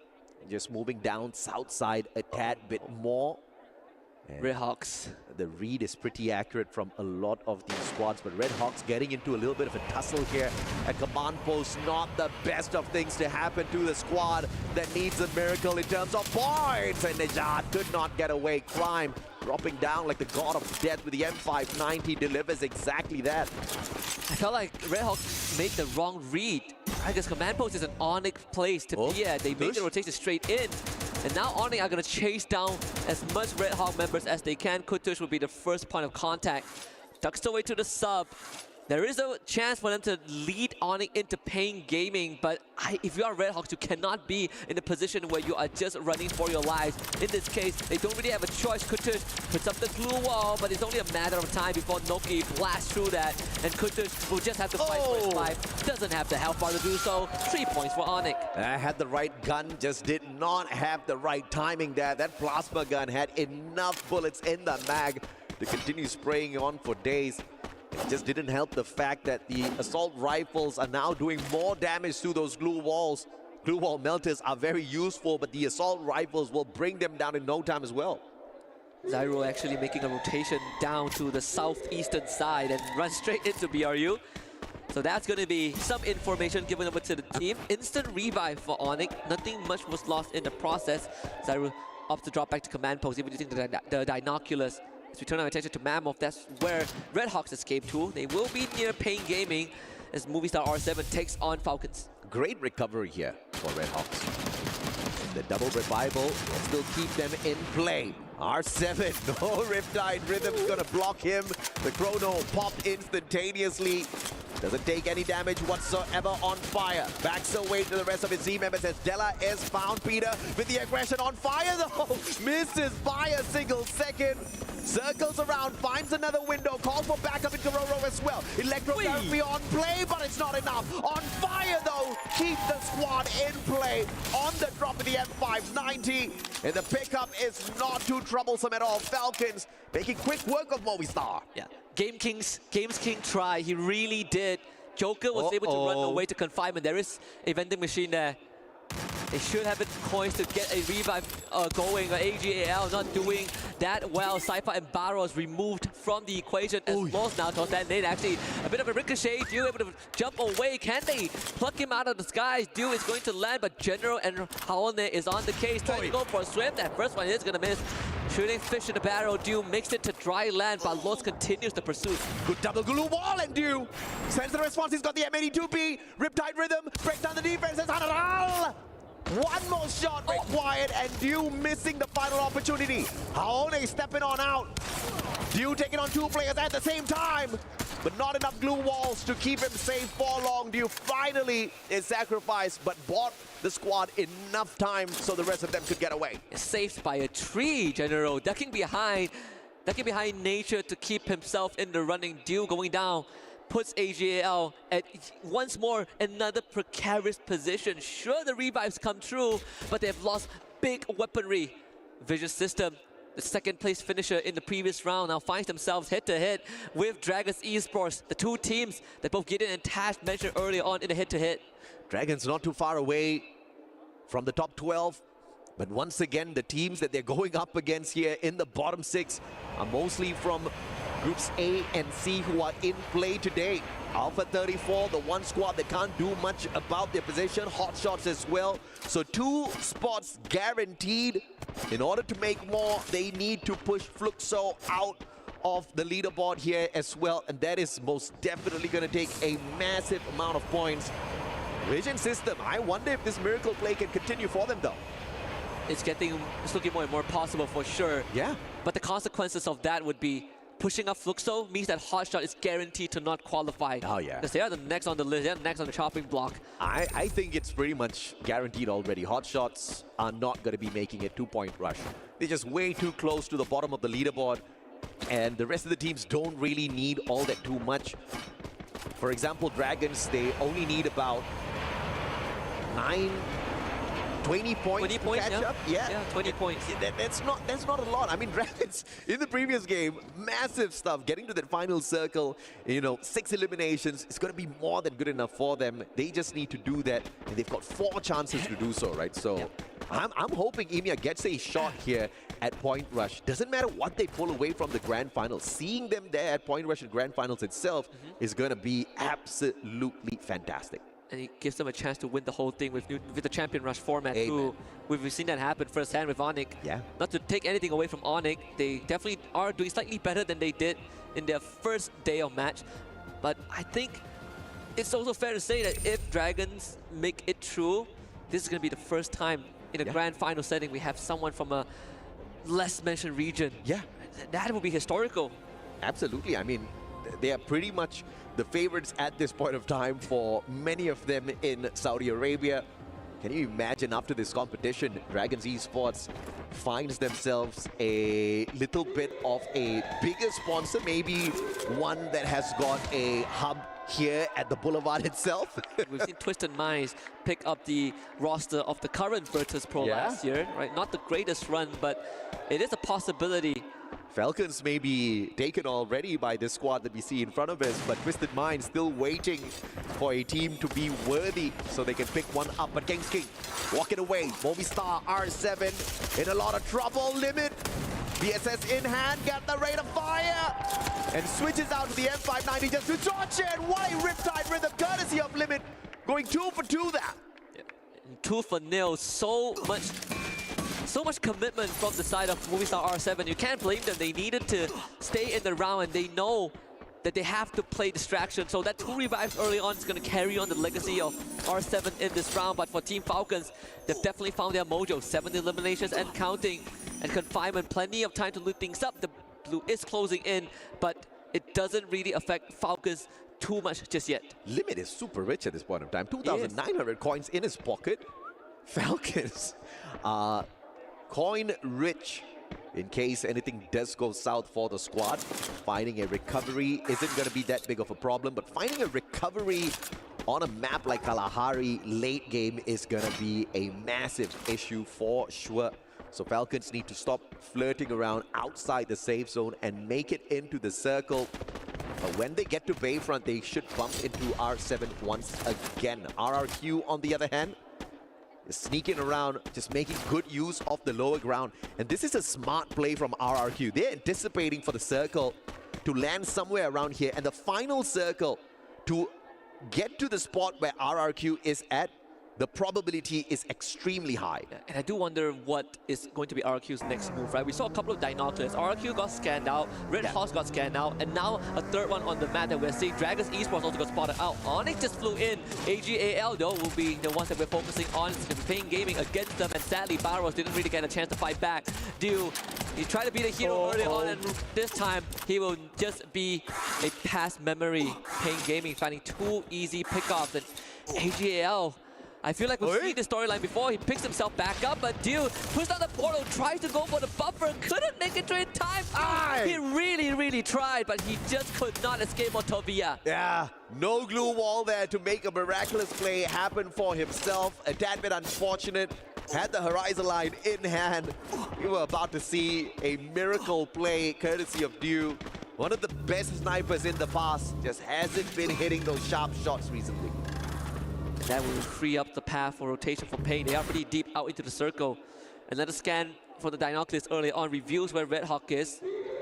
I feel like I could say it could be from Pain because that's the most direct path into the circle. If you try to circle around the northern side, then crossing the refinery, it's going to take too long with the siren blaring. Raone surely on the move, looking for Russia's #1 spot in terms of being the deadliest guy out there on the battlefield. Not too far away from getting that done. Vision system from up top. Beautiful knock onto Joker. That's not going to be enough to stop the pace of the squad. For the time being, though, nobody else has got the elevation to deal with Vision system. But a couple of hook guns and a couple of jumps later, Vision system is going to be in a lot of trouble. But for the time being, the circle looks for them. Great positioning from the squad. The biggest winner right now on the map is actually Los. They are uncontested, coming in from the northern side. And they can get a free entry if they want. Yeah. But for the rest of the team, it's about to get incredibly bloody. We are almost 12 minutes in, and we still have 11 full squad. And to fight at the eastern side of the refinery, a couple of structures, high-rise structures, but plenty of open ground. We also spotted Lost using the Dinoculus, managing to scan out 4 players on the side of Movistar R7. So they do know that if they make a straight beeline for the safe zone here, they're going to be in a little bit of trouble. But all thanks to the elevation that Kalahari presents, they play the cliffs to their advantage. They maintain cover as they approach the other squads. Buriram, on the other hand, one might expect them to break a leg with that fall, but once again, thanks to the hook gun, which is pretty much cheap and available for everyone. Moshi not allowing Nejat to get away. Boon James chipping in as well. Wasana fighting Exposi. Virtus Pro back away, Buriram says. And this is just, again, showing us how experienced BRU players are. That decision to take fire was so quick and decisive. And Moshi landing those initial shots, that is what's going to make the difference in these crucial moments. BRU now rotates forward. They're going to make a bit of detour towards the western side of the map and try to cut through from that compound, from that area. But it will put them in the crosshairs of Pain Gaming and RRQ. Buriram has not looked dangerous in a while. Waiting for that prime time to strike, and I wonder when that would be. Onyx, the only team eliminated thus far, and Red Hawks are very close to the exact same fate. But Moshi, Wasana, both going down. Pain Gaming delivering the hurt. Motovia with the sharp shots from across. Get High desperately hanging on. Has got the M79. Needs another grenade to wreck the chances of Peter here. Yeah, Jonah is going to try and help, but Get High has already been knocked down by Noda. And BRU once more collapsing in the hands of Pain Gaming, as they pay the price of 2 members, but at least they're still in it to win it. Unbelievable stuff. Buriram in the 9th spot. There's a high probability they get eliminated if they keep up the slow pacing for themselves. If we don't see an aggressive version of Buriram, they are probably not going to be at point rush. But look at Lost, circling on in. Falcons in trouble, they see the team wide open. Grenade after grenade. Hararal, Paone dropping those nades like they hot, and Falcons dropped right when they found them. Caught completely unaware and given a shallow burial by Lost. The Brazilian champions once more showing us the aggressiveness. Before the show even started, we saw Lost talking about their playstyle. Yeah. We see, we shoot, we take down, we eliminate, and we win. And that is how they won the domestic championship. Finished 4th last year on the stage, 3 out of 4 of them. And right now, they're about to make that point once more. Motovia fighting Ma'al from up top, VSE with the steal. Unbelievable stuff out of the Brazilian squads this time round. They all want blood, and they find those points behind those shots. Movistar R7 in a decent spot. Dudes wants revenge. Forced back by the circle. Can't go in there for the extra point. Will focus on their own placement first. Lost on the other hand with a quick reposition. And this is absolutely smooth from the squad. Pain Gaming on the other hand loses Monovia and gets taken out in 7. And Lost puts themselves in the circle too. They have VP and Dragon Esports to deal with, but as long as they take care of teams like Movistar R7, they can stand there forever because Dragon Esports are also preoccupied. Like shooting free target. Welcome to the firing range of Dragon Esports. VSE and RQ having a tough time dealing with this team from the Middle East as Lost locks in their 15-point and counting. Again, you see Dragon Esports in the top 3, making the top 2, going up against the top dogs of Brazil. Dragon Esports, I don't care, even if they don't walk away with the victory over Lost here, they're winning my heart for sure. Rahone with the grenade. Down on the ground, Rahone is going to finish this off all with the grenade launcher. Seafolk does get a trade onto Rigby, but again, you need confirmation. Rigby ends up going down. Lost at 16, 17. Rampage for Haone, 7 under his belt. The aggression for Yasir, he takes the fight straight to Lost to take a gamble, but it did not pay off. The dice was rolled, but it was Lost that comes out on top. Booyah! Once more, 3 for Lost. 3 for Lost, and the boys have found dominance up on top, and Rahone has found the #1 Predator spot, kicking Russia into that second position with his aggression. Grenade launcher for the win. These boys are launching themselves into the hearts of fans all across the world. This is impressive. We know that Lost is impressive, but the spotlight is slowly shifting over to Dragons Esports. I think if this run continues, if they do make it, I dare to say it right now, that they deserve a spot among the greats. Oh, hell yeah, they most definitely do. But we all know how Champion Rush works, baby. The field is open for the play. Even the underdogs of the competition, all they need to do is just sneak into Point Rush, get into the grand finals, hit those 80 points, and walk away with a booyah to call themselves the champions of the Esports World Cup 2025. Free Fire dominance right here out of Brazil. The consistency is mind-blowing. It is. I think for Lost, they have more than proven enough to all of these rounds that they are the ones that has a very good chance of winning the whole thing and finishing the job from last year. But for Dragons Esports, keep your eyes on them because 3 more rounds and we will find out if they do make history in top 12. We'll send it to a break and we'll be right back with more Free Fire action. Quadra kill.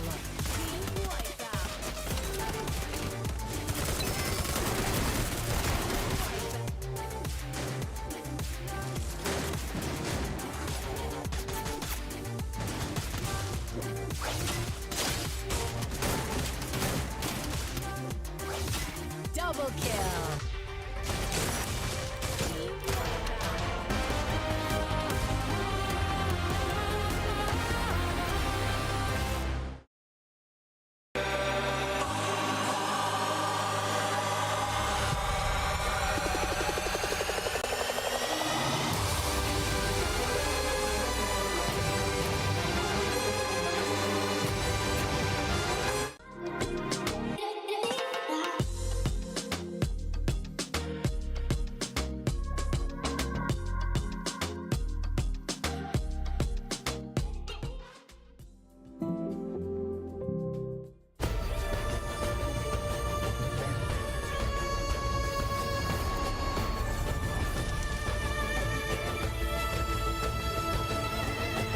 This land is calling.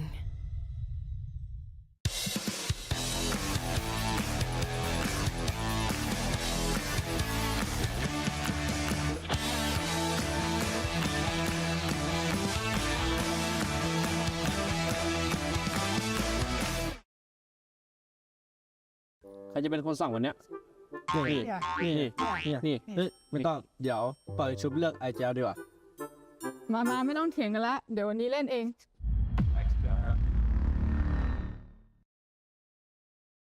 Gelo. Não, tem o cara. Desbomba lá, vem comigo aqui. 61, cara. 200. Chupetão no gás. Chupetão no gás. Boa. No meu pé. Fiz Sky aí. Jogando aqui. Faz lógica, tem? Correndo pra tu, Raoni. Miado aí.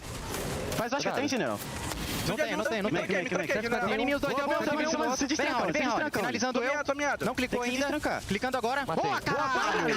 Vai tomar no cu, cara. Boa, porra. It is all downhill here, folks, because we have just passed the halfway mark for day 3 of Free Fire at EWC 25. And LOS secure the third booyah of the day, this time on Kalahari. Welcome to the very fluffy panel, folks. I hope you are enjoying the show, the matches, and obviously your very fluffy panelists. My analysts, we have a lot to talk about because that was a really calculative game of Free Fire. 10 minutes. We still had 12 teams. 48 players. Everyone played so slowly. Neptune, you got to break this down for me here because, I mean, why did everyone just suddenly slow down?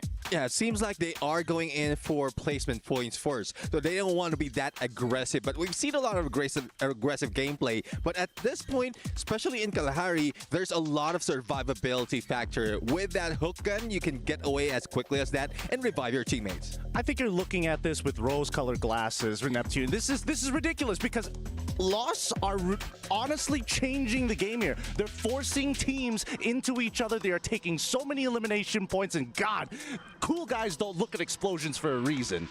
And not to mention, Lost, where are they on the leaderboard? Well, currently they are rocking that #1 spot, not only in the match ranking, but also on the overall standing. And I love the performance of Lost in there. They were able to go for the backstab, and you did mention explosion. They just exploded. Team Falcons has been wiped out quickly by Lost. With that being said, though, 31 points by the end of this match. RQ just behind them, but I don't even think teams were expecting Lost to do this well, because that means in the overall rankings that puts them at #1. But at the same time, it's forcing teams to think about this game differently now. It's not about, hey, do we need to take our time? It's, can we make sure that Lost doesn't steamroll us, especially coming into that 4th and 5th ring? Okay, I know we're highlighting LOS a little bit because they're at the top of the leaderboard. We gotta talk about the Dragons because they have been so consistent today. They placed top 3 in the first two matches, and then they come second in this one. What is going on with the Dragons? Yeah, I guess they're just going into the basics right now. Survivability at its finest. They're not thinking about elimination, that much of elimination, and they just want to be in the top 3, if not grab that booyah. Currently in the knockout stage, this is their 4th instance of being in the top 3. So I guess this is their road to be on the top 12 overall. And guess what? AG Global and Dragons are currently tied. I think the process of which they have figured out not only rotations, but most importantly, their landing spot and their recovery has significantly improved from the previous day, allowing them to consistently get into the top 3. I'm just trying to think here, right? Is this maybe a case of Dragons just doing their homework? Because I feel like if you're going to play this consistency, you clearly have to have some level of knowledge over your opponents. Yeah, it seems like it, because I was talking with analysts from the Arab side, and there is discussion that they have been studying not only the entirety of those in EWC, but also those in Southeast Asia. So there's a possibility that the movement, the rotation has been followed overall, and halfway through, they're just going in for the placement. We might see a lot more elimination later on. I think at this point, maybe people have been underestimating their homework, but at the end of the day, I think the Dragons Esports are, in the famous words of Goofy himself, just yucking great. And it's only a way up from here because we still have 3 more games. It's not done yet. So if the Dragons keep going like this, they're going to basically guarantee their way in top 12.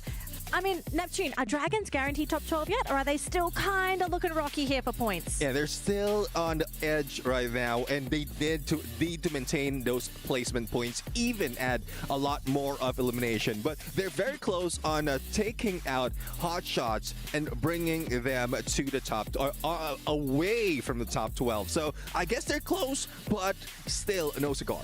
I think that teams at least need to start thinking about these last couple of maps, because we've seen in these past 2 days that once we get into the last leg of the race, desperation starts to become very important, and more importantly, so the points that you can get from being desperate, fighting early, fighting into the mid game, they got to start cutting off the fat. Like, how, Neptune, you got to cut that fanny pack off. What is this, 2010? Wow, thanks, Gideon. So just a quick update for our overall ranking. So as you can see at the very top, we have Lost with 163 points, and they have a humongous lead over the remaining teams playing in groups A and C, because EVOS and Core Memory, they finished their games. They're not playing today. So essentially, the rival team is Team Falcons, but this is 30 points, gentlemen. 30-point gap between these two teams. I think with the 30-point gap, what everybody needs to look at is on that second page, 12 all the way down to 15. Because if any one of those teams, except for Alpha 34, also achieve that 30-point lead, that means everybody else is not going to progress as far, allowing that top 12 to be more achievable. One thing that's unfortunate, though, Virtus Pro previously, before the day started, they were in 13. And only a few more points, and they could have crossed over, but they failed miserably in 2 matches, and it's still happening. So not quite sure what's happening with Virtus Pro, but hopefully they can recover. But that would mean that Dragon Esports will be pushed out. Okay, so I also saw on the right side of that ranking, I saw Boulevard's name. Now the question, that even though they're over there, how many points are they sitting on? Are they... Okay, this is going to be such a crazy question. What are the odds of Boulevard falling out of top 12? Well, it seems, or it looks like, they are doing so, but we all know Buriram. They won't let it go, and when it matters, they will be getting all those points. It just so happened in this instance, they went in for engagement a little bit early, so it's tough to call if this is really a play for them. Well, I think we got to cool the stage off a little bit, because we did have a bit of a sweaty match just now on Kalahari. So it looks like we're ready to fly into Alpine Survivors. Gonna throw over to our casters right now as we get ready for game number 4. Thank you very much, panel and Danley. This is exciting because the top 12 places right now look so tight. Currently in 12th and 13th place, AGAL alongside DRG, both at 79 points. It could be anyone's game, but to be even more secure, you want to try and overcome teams such as Hotshots right now. Yeah, Hotshot, they are slowly relegating themselves to be under the top 12 threshold. And for the teams that is within that threshold, they have to be careful, because we are left with only 3 matches here for Group A and also C. This 12th team definitely need to pump up more in their game. So we're going to move into Alpine here for game number 4. After that booyah from Lost and aggressive gameplay here by the Brazilian team, I could believe that maybe Lost could again surprise us with an amazing game. Yeah, Lost look really, really good. 3 booyahs throughout the entirety of the days they've been playing here. They're aggressive. They are hot. Raoni is playing incredibly well. And there are so many situations where you thought they were at the back foot. They had lost 2 players already. Then what? They bring the players back in. The recovery is incredible on Bermuda this morning. Yeah, now we're looking at Alpine. We are looking at drop spots of the players, but it looks like we might have a scuffle here in Snowfall as R7 and Buriram are dropping at the same place. Bounty has been placed on a Virtus Pro Diamond by, I believe it's by RRQ. So with that said, RRQ now sort of have information regarding the position of Virtus Pro. Meanwhile, we are now panning on towards Snowfall. As I said, it's Rainbow 7 and Buriram. However, on the river mouth, Dragons and Red Hawks are at it right now. As heck right now as DRG. They're going aggressive. Kutush falls. Blade as well. And Blade can't even be recovered anymore. For now, they have to find a way to get themselves back into this game. But DRG 3 already. And this is a great start for them. I glazed them on the stage earlier for a good reason. This is a team out of nowhere just gone completely nuclear and taking down so many big names. A short run here for Red Hawks. The last member was finally found. It was found by Motovia from Pain Gaming, as Motovia is on that lighthouse tower, encompassing the whole area of River Mouth, looking at Team Dragons right now. He's being so careful not to actually release any kind of shot. despite being in a position where it's hard for Dragon to execute here, even for Motavia to go down. So with that said, Motavia tried his best. Carlos goes down towards Rima. Rima now on the floor. Manages to collect another point here for Pain Gaming. Motavia doing a lot of work for Pain Gaming in the early stages of the match. They're looking to break some hearts and break some dreams because DRG, while they're hot, they are currently on the back foot in terms of bodies. So the best way is just go for, for cover. And the same thing could be said about Falcons because they are here not to play. They're getting here for names and also kills. But Pain Gaming are rallying. They get the kills. DRG, one more member falls here, but for Pain, they try their best to get those pickups. But Falcons, Peter, he's aggressive. There's a reason why he is one of the #1 decorated players on this team, and he has taken that first pickup for the team, and they're looking to find a different way to eliminate Pain from this game. So Gus tried to fly himself away from Falcons, but apparently the Falcon managed to swoop him away in midair. So there is only Motavia left, and Motavia doing what towards Team Dragons? He managed to secure 4 elimination for this Brazilian team, all alone with that car and also Woodpecker. Oh, such a unique setup here by Motavia, using the glue wall and also the mini jump pad right on top to gain elevation and a good angle to actually go towards Forest Rate. So main job here for Motavia, he has to revive the others. You want to be able to do that as well. I mean, you saw they had a bit more advantage in terms of their cover and positioning as well. But Falcons did a great job of rallying and being able to break through those defensives, running in as a 2-2 to be able to just really push them outside into the open arms for his teammates. And I think that Falcons, while they have been a bit more quiet, they are here today to just really solidify their lead. All right, Pain Gaming is back. Motavia managed to actually revive everyone back. Meanwhile, a little bit of a scuffle here in Rai as AGAL spotted Onyx Olympus scouring around the same area. Rai is a very open space area. They have to actually close in their gap. Meanwhile, Noki was knocked by View on the backside. That they have to take refuge in that arsenal. Noki again on the floor, this time alongside Adam. And Onyx Olympus not looking so good. They have to fly away, and indeed they did. So the remaining members tried to exit. Only one member actually exited as Zyro was left here to handle AGAL all alone. Barras tried to break as much wall as possible with the Groza in hand. And Zyro managed to find cover for the current time being. He had space, but sadly, Dew found his back and Zyro goes down. It's just a terrible position to be in when you have no clue where the AGL members are. And the AGL realizing that they have to really struggle to earn their spot into that top 12 just really fuels them further. Now they have, all the, armory, they have the upgraded weapons, and I think this would really increase their firepower, give them an upper advantage to be able to get all those frags, to be able to solidify themselves into some points in terms of kills, in terms of positioning as well. All right, we might see another Falcon and Pain Gaming interaction here, this time on River Mouth. Here is a short replay from Rainbow 7 where we could not actually report it for you guys. And Rainbow 7 manages to actually control Buriram. It looks like Buriram has to exit the vicinity instead. And now we're looking at Falcon again. We're about to see whether or not Falcon repeats their match against Pain. They had a very good run earlier where Pain was left with Motavia to do all the revive. But apparently Pain manages to actually find a route to fall back, but Gus has been spotted by Falcons. Yeah, Falcons, they're ever watching, eyes like a hawk, if you want to say it. Gus gets backstepped here, his teammate wants to pick them up, but I don't think that Keroro is going to allow him that space to be able to do so. A lot of pressure going toward him as well, and Peter cannot do a lot to help his teammates in this situation. And as for Falcons, they're understanding that in this dire situation, the best course of action is to take a little bit more space. Pina tries to actually do some suppressed fire towards Team Pain Gaming, but knowing that they are quite far apart against each other, so Falcon decides to actually just maybe find another thing to do here in Rivermouth, maybe find some resources that are lacking in the team. But it looks like Pina was aimed at. I think Pain Gaming, Pain Gaming from the minimap. It looks like they are trying to engage on towards Team Falcons. Meanwhile, the first zone is about to close. There's a few teams still outside of the zone. Example, Buriram, AGAL, and also Lost.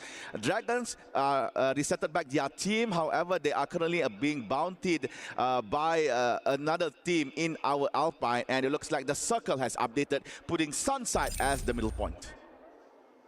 Interestingly enough, that southern side is such a heavy point of contention. So many teams rotating over, which means we're going to see some bloody fights coming from there. Virtus Pro, I think they can chill for now as the rest of Onyx are looking for a slower and later rotation as they try to bring themselves back into this game. And I say bring themselves back into the game is such an important thing for them, because you want to be able to make sure that you have a bit more space to work with. Your teammates are able to get back into the game safely, and you're able to rendezvous together, to move together as a unit.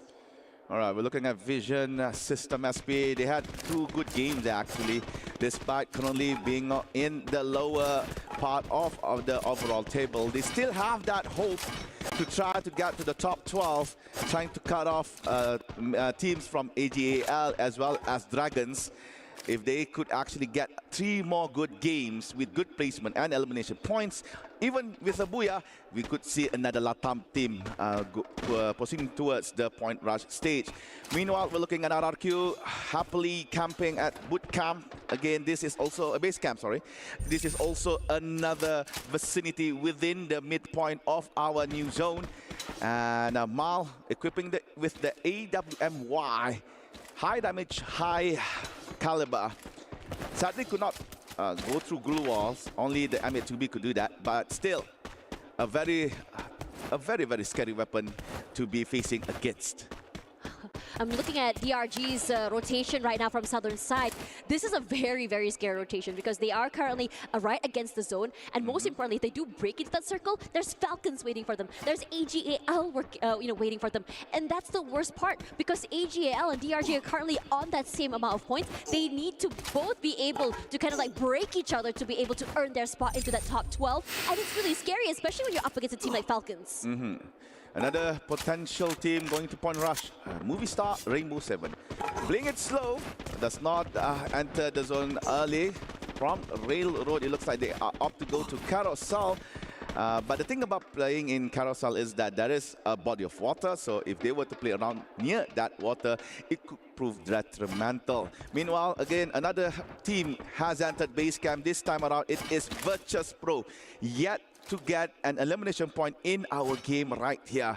They are side by side with Team Falcons as well as Team Vision System. Meanwhile, Lost just exited Rivermouth. You know, I think the panel had that question just now, will Buriram United actually make it to that top 12? Can they actually, maintain that point to be able to secure themselves here? And, I think the panel had a good, indication of saying, yeah, it's Buriram United. You don't really have to worry about them too much. They're explosive. They can start the day strong. They can still get enough, enough points to just maintain that top 12. And then suddenly in the point rush, the champions rush, they hit the ground running. But in this situation where so many teams are this competitive, how long are you going to be just sitting on that back foot? Are you not going to try show a bit more of the competitiveness, or are you just going to just do the bare minimum here? I believe the bare minimum would be the least effort they could put for Buriram United, because judging from the points that they have, they are at high percentage to proceed to the next stage. Same goes to Lost right now. We're looking points, at them. Yes. Yeah, same for Lost right now. They are quite how can I say, comfortable to be current being, as they have sufficient points to be proceeding towards the point rush stage. And again, this is the airdrop brought to you by STC. Okay, very nice. I'm not so sure what's inside, but I believe this is a golden airdrop, so maybe either a Groza or AWM inside. Now we're looking at the Vantage Bridge where Dragons reside. Awaiting them in front is AGAL, but they are going to use that mini jump pad to try to go to front. And Dragons awaiting the new zone. And talking about the zone, those who are inside are actually right smack in the middle. Falcons, Virtus Pro, and also I believe only one member of Team Onyx Olympus. Therefore, the team that is in the middle of the zone will try to kick peep. Meanwhile, RRQ and R7 Yeah, very aggressive coming for RQ here. They're hot off that win this morning. They've done the rituals, and it's working out very well as R7 just crumble. Games King falls as well. The rest of RQ just taking their time, moving together as a unit. They've gotten 2 members of R7 already, and they can now chill. They're playing at the side of the zone here. The rest of R7 forced out there, back in the open, into the zone again. And you know, this is the question. What are you going to do here? You have a vehicle, yes. You have to go for a longer rotation for sure, but time is ticking. He's trying to adjust the vehicle. Yeah, you could reverse Hux. You could reverse the vehicle. All right, Hux has a vehicle. However, he's now all alone. Not much coin for him to revive at least one person. So his only option is either to survive or trying to find maybe a respawn platform. But sadly, the current circle does not provide him that option. So Hux has to play alone. And meanwhile, we're looking RRQ flying towards the base camp, trying to get to the center point of the new zone. Meanwhile, Pain Gaming blasted bullets onto his team Lost, but at the same time being disturbed by one lone member of Onyx Olympus. And Lost is looking at AGL. Lost is looking hot. If you ask me, the southern side where they're holding completely open, they have the scoped weapon as well to allow them to go for these long-range fights. But the fights that are long-range are taken away by Dew, as Hux eventually does fall to Onyx, in fact, who has placed himself out there in the open. But for the rest of AGL, they're stuck here. The zone's pushing. They're stuck literally between a rock and a hard place.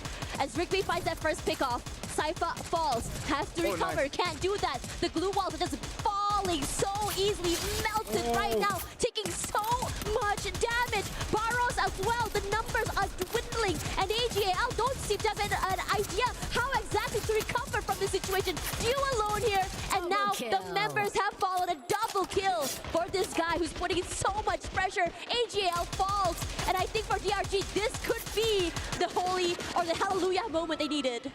Oh, under the mercy of Team Lost goes down AGL. The next thing you know, Dragons as well on 9th place.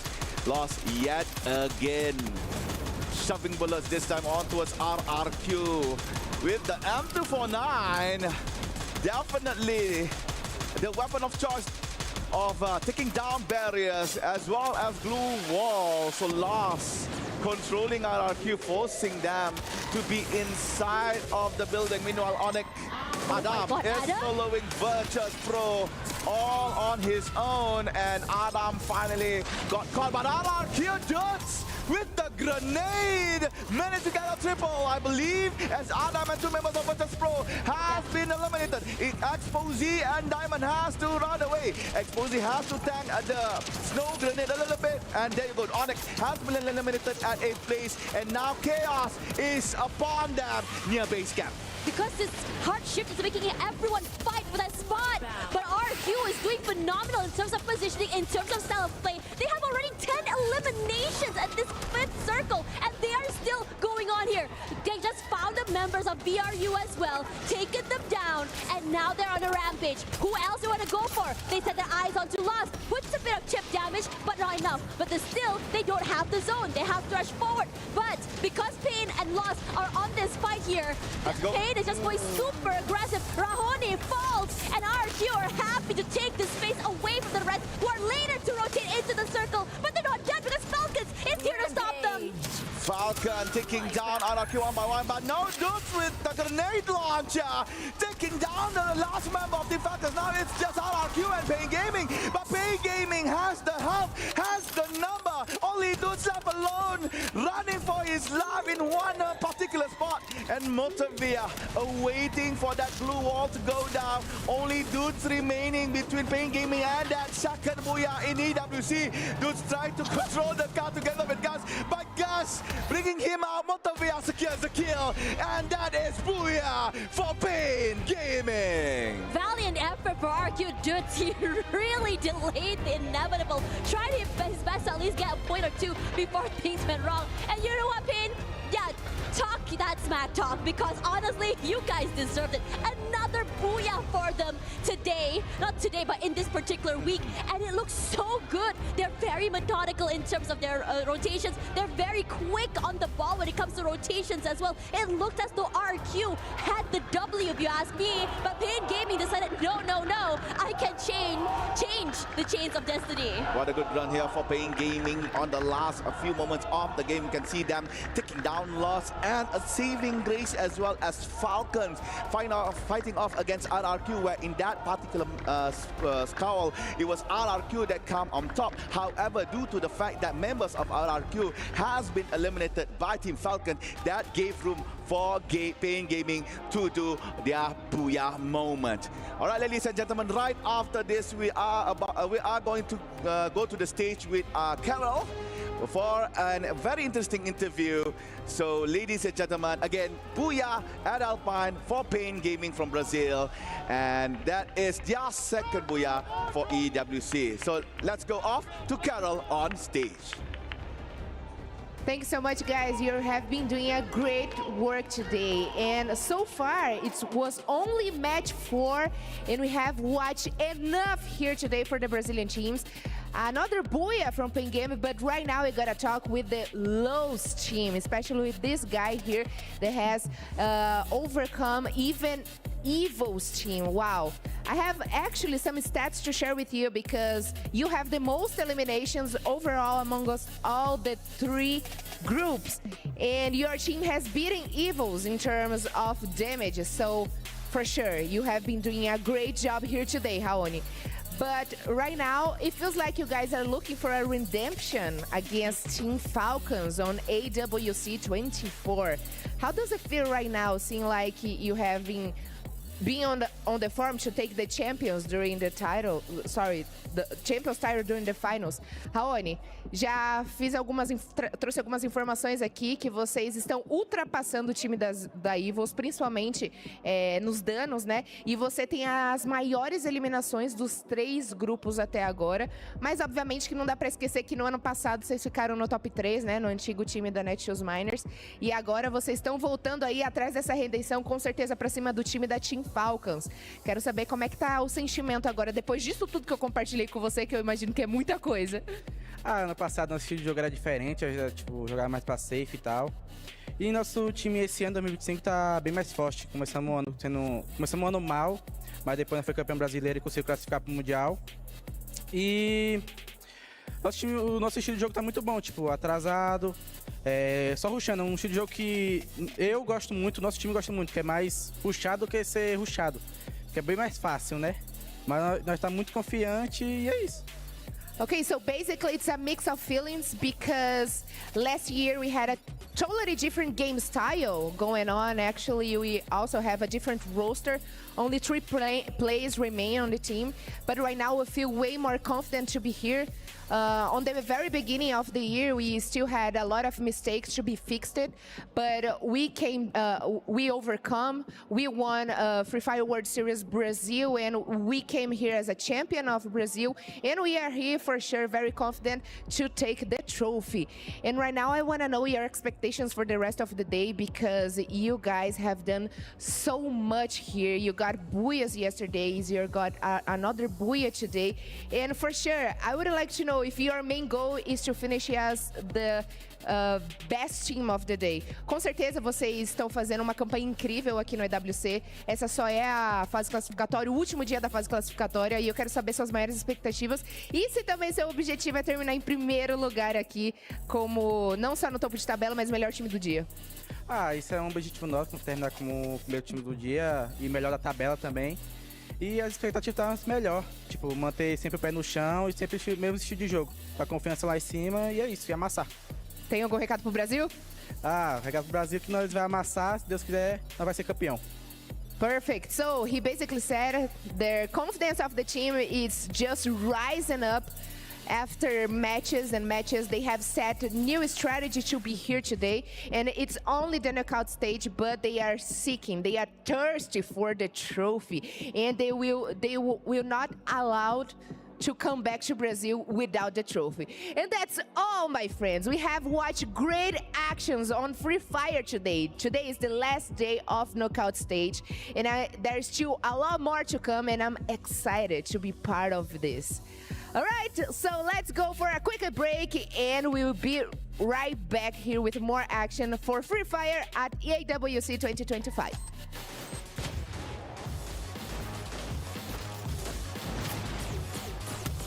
Double kill.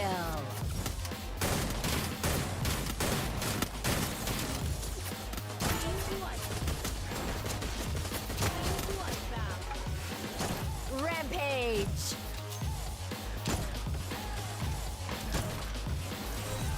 Killing spree. Killing spree.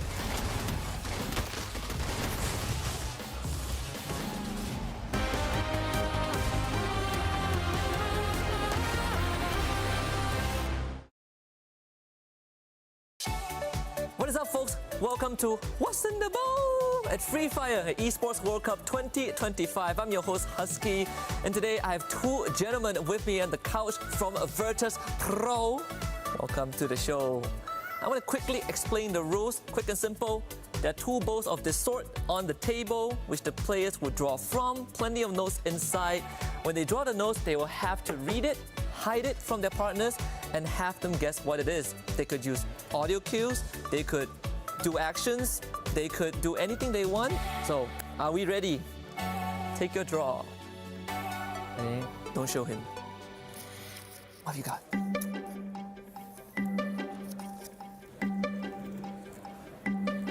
ปืนไฮไลท์เก่าปืนสายไฮไลท์เก่าสองยาว M1004 ใช่ปืนถ่ายไฮไลท์เมื่อก่อนเลยแมปใหญ่อะที่แมปใหญ่เล่นกันอะใช่แบน12ใช่ Yes, correct. It's the SPAS 12.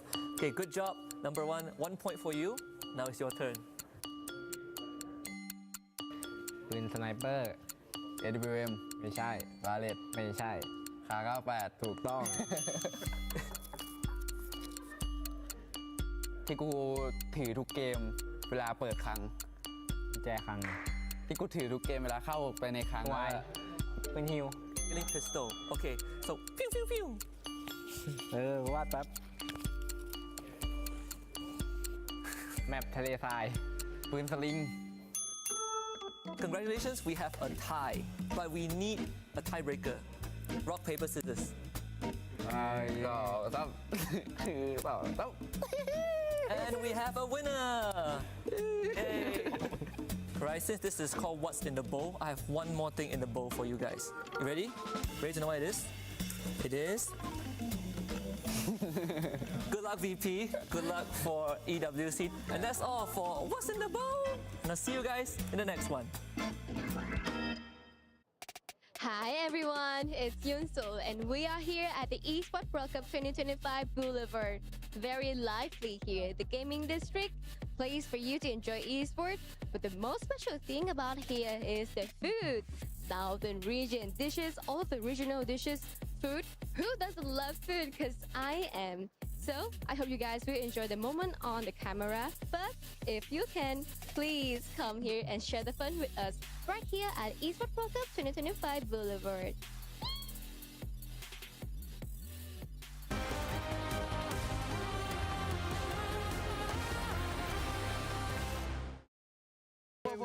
Tropa, deixa o moto matar. Não, vai matar. Deixa o moto matar o último, deixa o moto matar o último.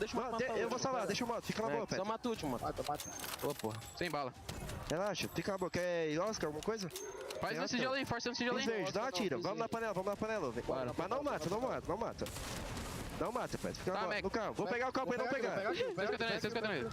Matei. Tem que pegar aqui, vai pro gás. Matei, porra. 10 kills. Vai, porra. Você, caralho. Você, bate, pô. Pain Gaming show us pain by securing the 4th booyah today on Alpine. RRQ so close, yet so far. And unfortunately, no back-to-back booyahs for any of these teams as of yet. But we did have a off-camera discussion about this, Gideon. Pain Gaming needed that booyah, and now they picked up the bunch of points.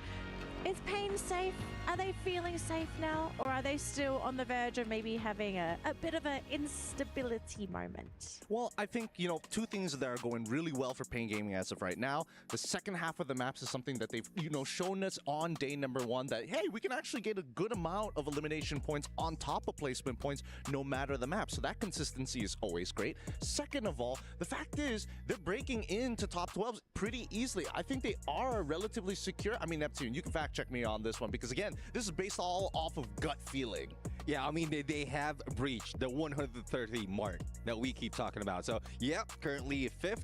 And then also that final 5v5 or 4v4, it also brought RRQ to top 6. They have breached it with 131 points. So I guess for these two teams, despite of RRQ not getting that booyah, I think they're in a safe spot. So it seems like these teams, they are locking in their spots here for that championship weekend. But very quickly though, we do have our match ranking for the game that has just concluded. And RRQ, even though they didn't get the booyah, they still topped the charts there with the most points thanks to those eliminations. But of course, eliminations, those are just as important as those booyah points. So RRQ, Pain Gaming, locking in their spots. Team Falcons, I mean, they're going to be happy with themselves as well, right? Just grabbing up some more points, climbing up higher and higher on that leaderboard. But to be fair, if you're up there, you kind of don't need the points. It's just kind of to say, well, I'm up here on that leaderboard. But we're not done. We are not done yet. We still have 2 more games to go, and we still have teams that are vying for those points to make it to top 12. So what are we looking at on that leaderboard? Where is the danger zone? Like, are we looking at maybe like 10th place until 14th, 9th until 11th? Like, where we kind of going here? Well, judging from the numbers, those that is very close at 100 spot, which is 106. That is where Fluxo is. So them together with Movistar R7 and Buriram United is in that bubble. But unfortunate for Fluxo though, they have no say in it. They won't be playing for today, so Movistar R7 as well as Buriram United will be able to move up.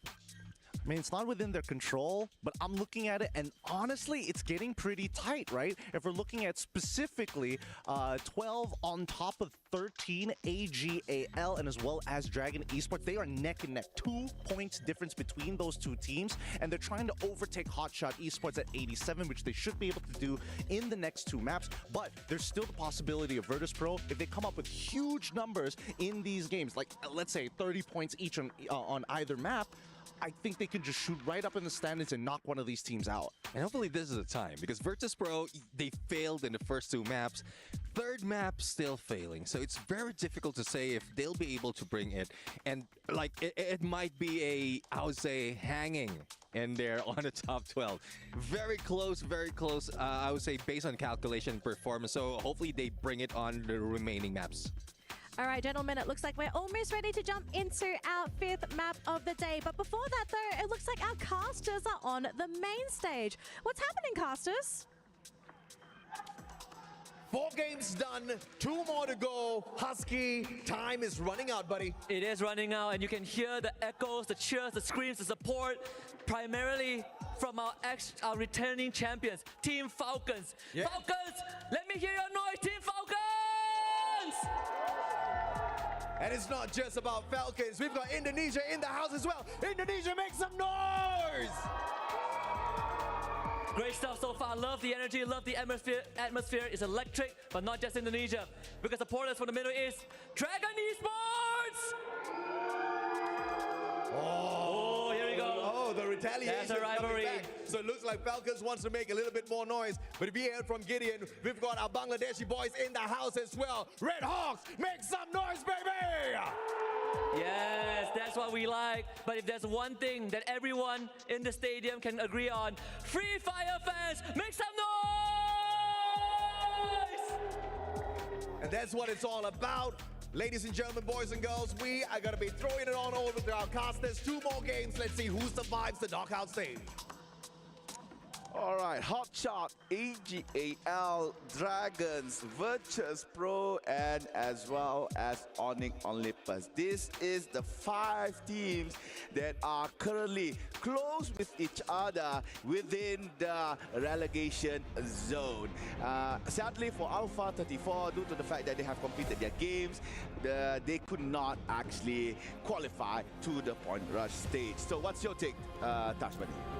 It's so funny looking how neck and neck AGAL and Dragon Esports by 2 points. Yeah, by 2 points. It's just crazy stuff. I thought that, you know, the point disparity would be a bit more, especially since last game, you know, AGAL was eliminated a little bit earlier, but no, they're still very much both in the red zone. Now coming into this one, I think what 2 more maps to go, things are getting hot. Things are looking very, very scary for these teams. And meanwhile, for teams who are at the top, a little bit more, I would say, safe in terms of their points. Boulevard United over at 10th. So Hotshot Esports, AGAL, Dragons Esports, could be anyone's game. Yeah, true. Buriram, though, in 10th place is quite shaky here with only 13 points discrepancy between Hotshot. But Hotshot is not playing, so maybe the rivalry is between AGAL and Dragons. And right now we are in next era. Whether or not these teams that we have mentioned could actually improve here, because anything can happen in the world of Free Fire. As you can see, Lost has managed to actually gain 2 elimination points. I believe they are fighting against Team Falcons right around Rustown. So we just have to see. General has been eliminated by Pina. That was just the recent thing that we could see in our match. But sadly, Falcons, they had to sacrifice 2 of their members on towards Team Lost. Meanwhile, Lost, you can see that empty Sexy, very Sexy here, has managed to revive those who has fallen. 2 for 2. Fair enough. But the fight's not done. Pina will be the next one to fall. Paone today has been really sharp, very adept, very aware. And I think for him in particular, in terms of eliminations, in terms of being able to play that first contact play, I think because the players of Lost are just so individually brilliant, they're allowed to just really roam around away from each other. They're allowed to take up space alone and without really worrying or needing too much support for their teammates. And if push comes to shove, the rotations that come through have been great. All right. You see on the kill feed, we see on the Olympus, we see Rainbow 7 and Dragons as well.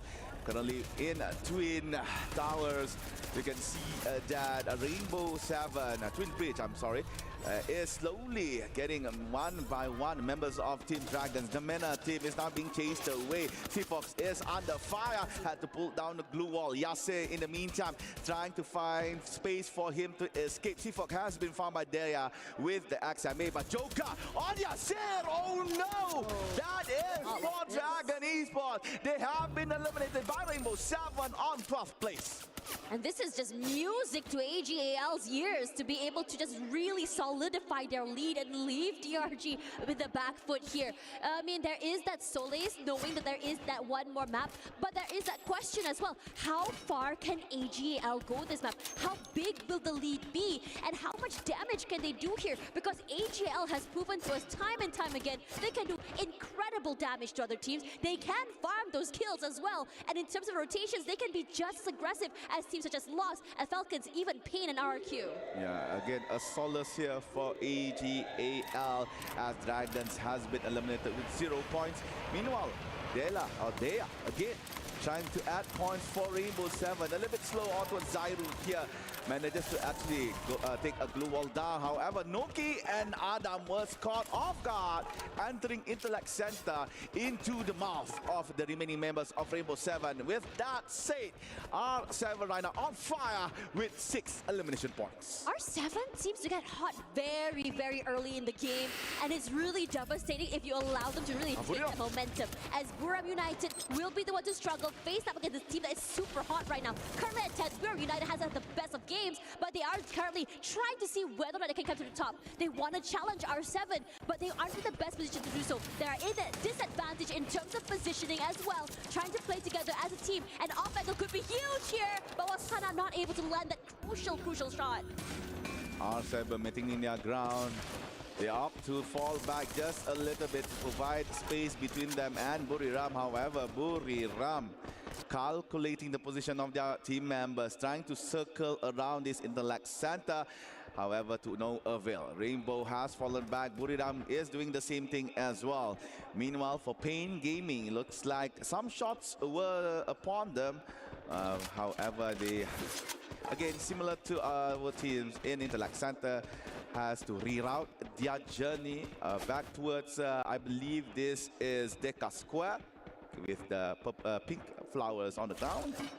And on Deca Square, from what I can see, there's no one there, so it is safe for Pain Gaming to try to reset and regroup. A lot of movement. Onyx already very happy to from Topia, just chilling there. I think this is just side by side with another team as well. I believe it's Red Hawks over in the same vicinity here.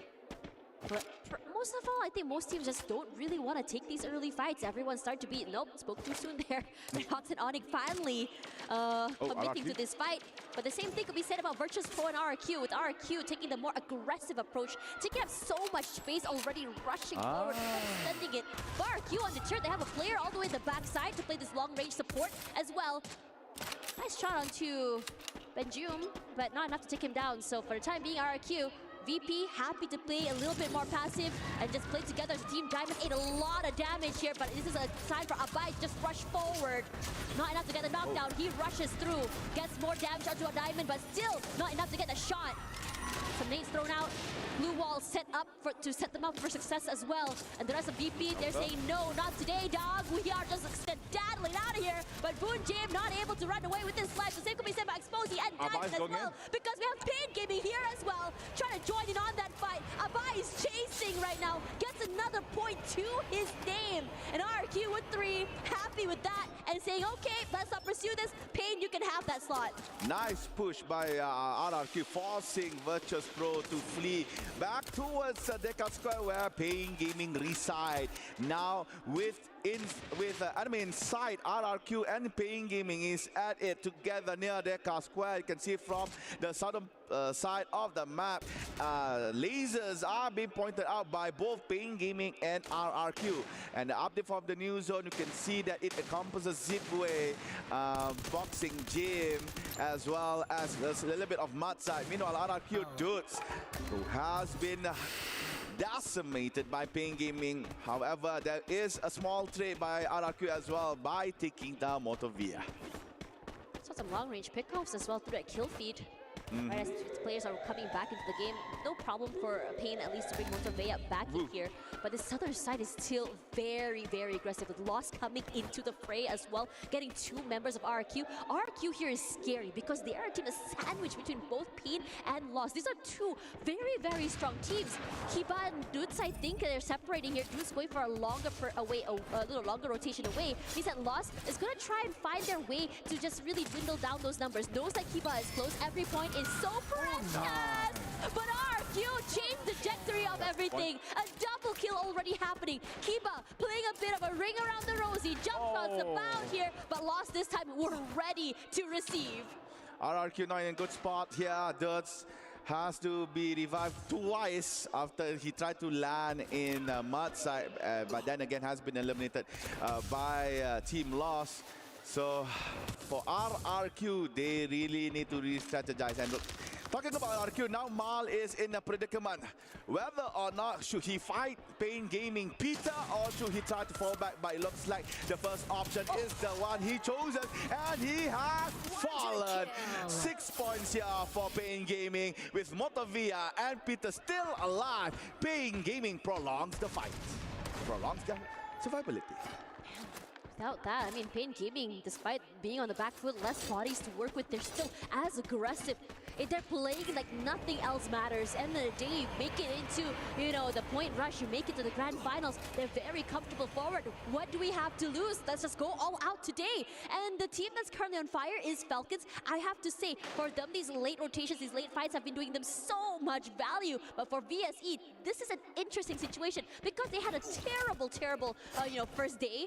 Coming into today as well, the first half was just dismal. And then suddenly it felt like the third eye opened and the momentum fell into their laps. And they're slowly but surely trying to claw their way back into the top. But it's not going to be an easy feat. That's true. Vision for today had 2 games with good placements point, but sadly not enough as elimination is quite minuscule. Right now, as you can see, they are again playing the placement point strategy, playing right around the line of the new zone, avoiding teams early on, and playing it super safe, looting maybe extra boxes that is around, but still, again, avoiding conflict with any players in our map. Red Meanwhile, Hawks. on the kill feed, you can see Red Hawks managed to actually get a point from Pain Gaming, eliminating one of their members. And Falcons still within near the outside zone is struggling to actually enter the new one. Meanwhile, AGAL comfortably found a spot here near Boxing Gym. Circle shift once again, with teams such as Onyx as well as R7 already very comfortable with a nice space to work with. AGL playing by the side of the zone could potentially slowly become the gatekeeper if they choose to be. We'd love to see what's going on over there over to AGAL. I saw them a bit more active here, but the same could be said about LOS loss.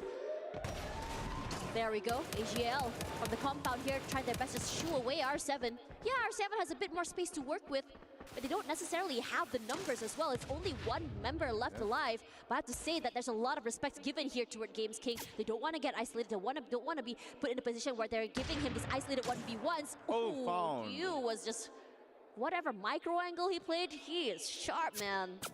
I wish we could get a POV of you on how did he get that pixel shot onwards Games King. But yep, then again, R7, last remaining member, was eliminated, and that is it for R7 here. 10th place in Nextera.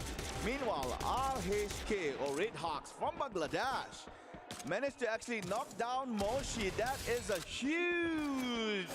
huge elimination by the team. And Red Hawks really needs the point right now, as they are quite far from the 12th spot zone. I believe around 14 points. So they really need to do a lot of work. Maybe aiming for a booyah this time around, as they are still yet to get that achievement. Meanwhile, Buriram finds solace or finds safety in the arsenal nearby. However, there is as well Onyx Olympus. Meanwhile, Pain Gaming is yet to enter our new zone. Oh, Gus goes down. That's a nasty shot to Gus. It's a very painful place to be in as well. Gate kept out of the zone with so much pressure coming toward you. Knocked down already here by the play zone, but Lost take this as a situation where they can go a bit more aggressive and just really rally to take this space away. They're stuck in a corner here with VSE running for their lives. They're separated away at least 3-1, but with Red Hawks rushing forward, they're trying to see whether or not they can win this fight. You have Pain also coming through, but Motovea somehow knocks himself down, and that is an unlucky situation. The same could be said about Noda X as well. What is going on here? Pain Gaming out, but the fight still continues as Blade tries to find that nice opportunistic angle, weaving in and out of that chrono zone. Finds nothing quite yet, but VSE, they're playing this angle to perfection. Whoever that had encroached their space is the one to pay the blood fee. Red Hawks jumps in to try to execute Team Vision system, but sadly they are the ones being hunted down. On the other side of the map, it looks like Lost and Falcon face off against each other. It's going to be 3v3. Kiroro running low has to be knocked here. Pina really needs to get out from his own glue wall, trying to save Kiroro. Meanwhile, General and Ranu. Oh no, Ranu! Oh, Ranone. Sadly could not survive, and that is it for Lost. Limit. Surviving member for Falcons will try his best to continue the journey of the Green Hawks. But now EGAL might deny entry for Limit.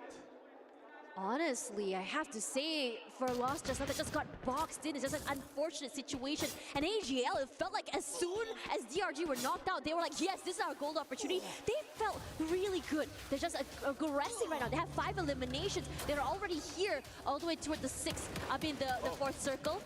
Limit tries to rush through. He's still very much alive. I'm surprised that he's able to break it. In fact, getting a pick-off onto Sypha somehow.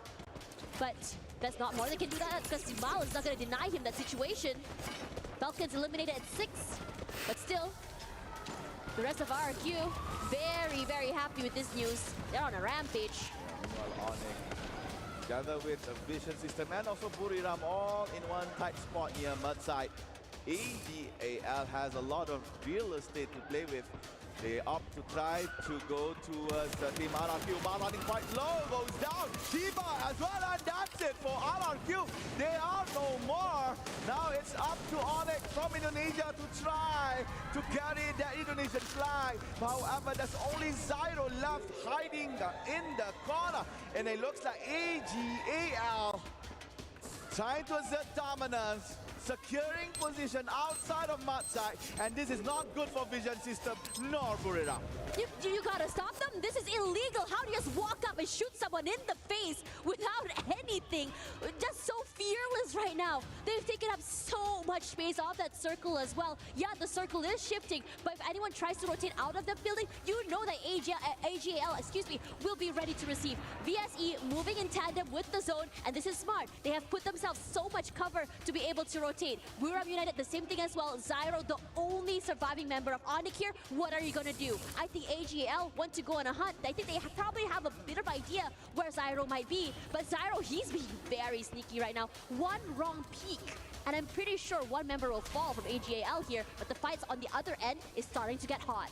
Yeah, the glue wall that is standing in front of Zyro will be there for so long as it might melt. Yep, there you go. Zyro has no more glue wall. AGAL instantly goes for that lone Indonesian, trapping him in the corner. And for AGAL, this is a pinnacle moment for them, as this could be the game that could secure them the point rush. Managed to find Zyro. That is 8 for AGAL.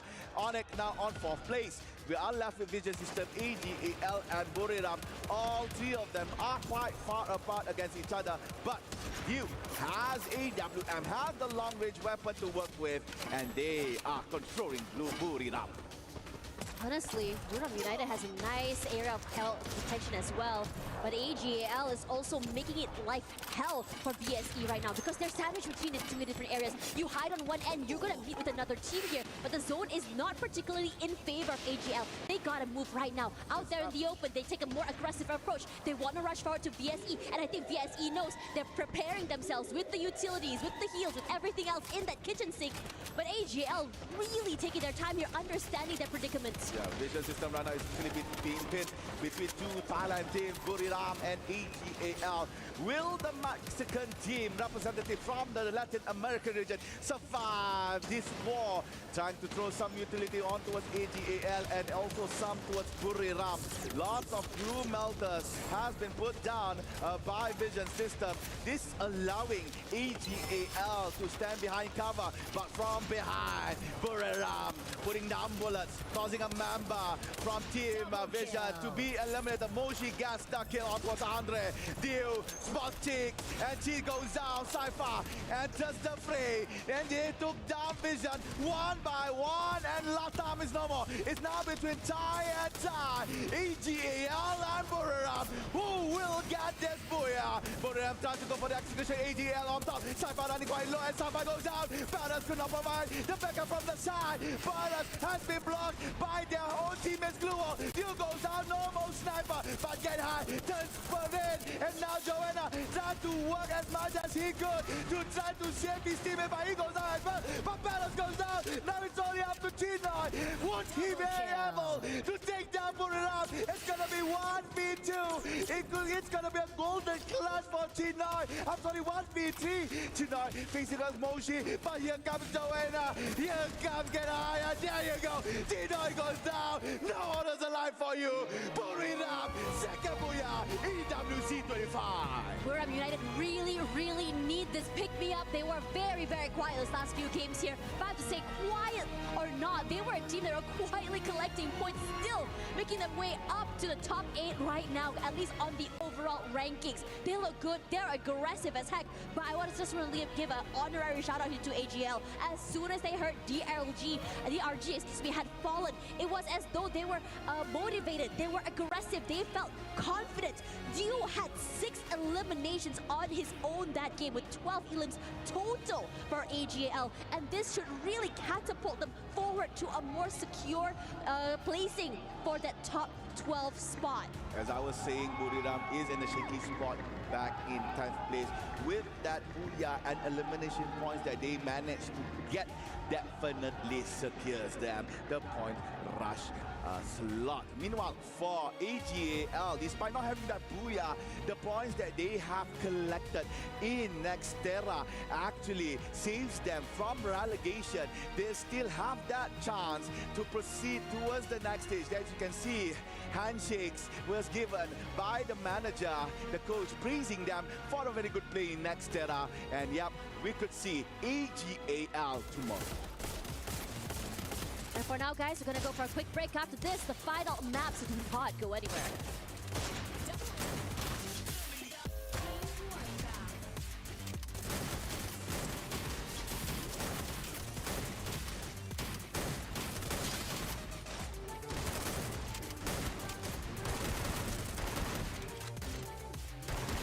Double kill.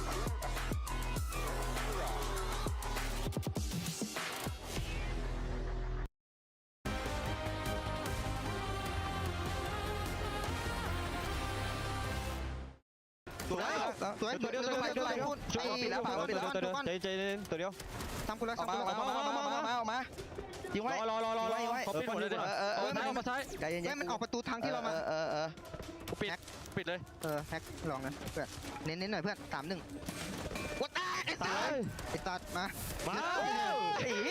ไอ้บ้าดิบังกูเหี้ยออกมาล้วเนี่ยไอ้เหี้ยแม่งฟรีเลยใต้บูย่าคิวบูย่า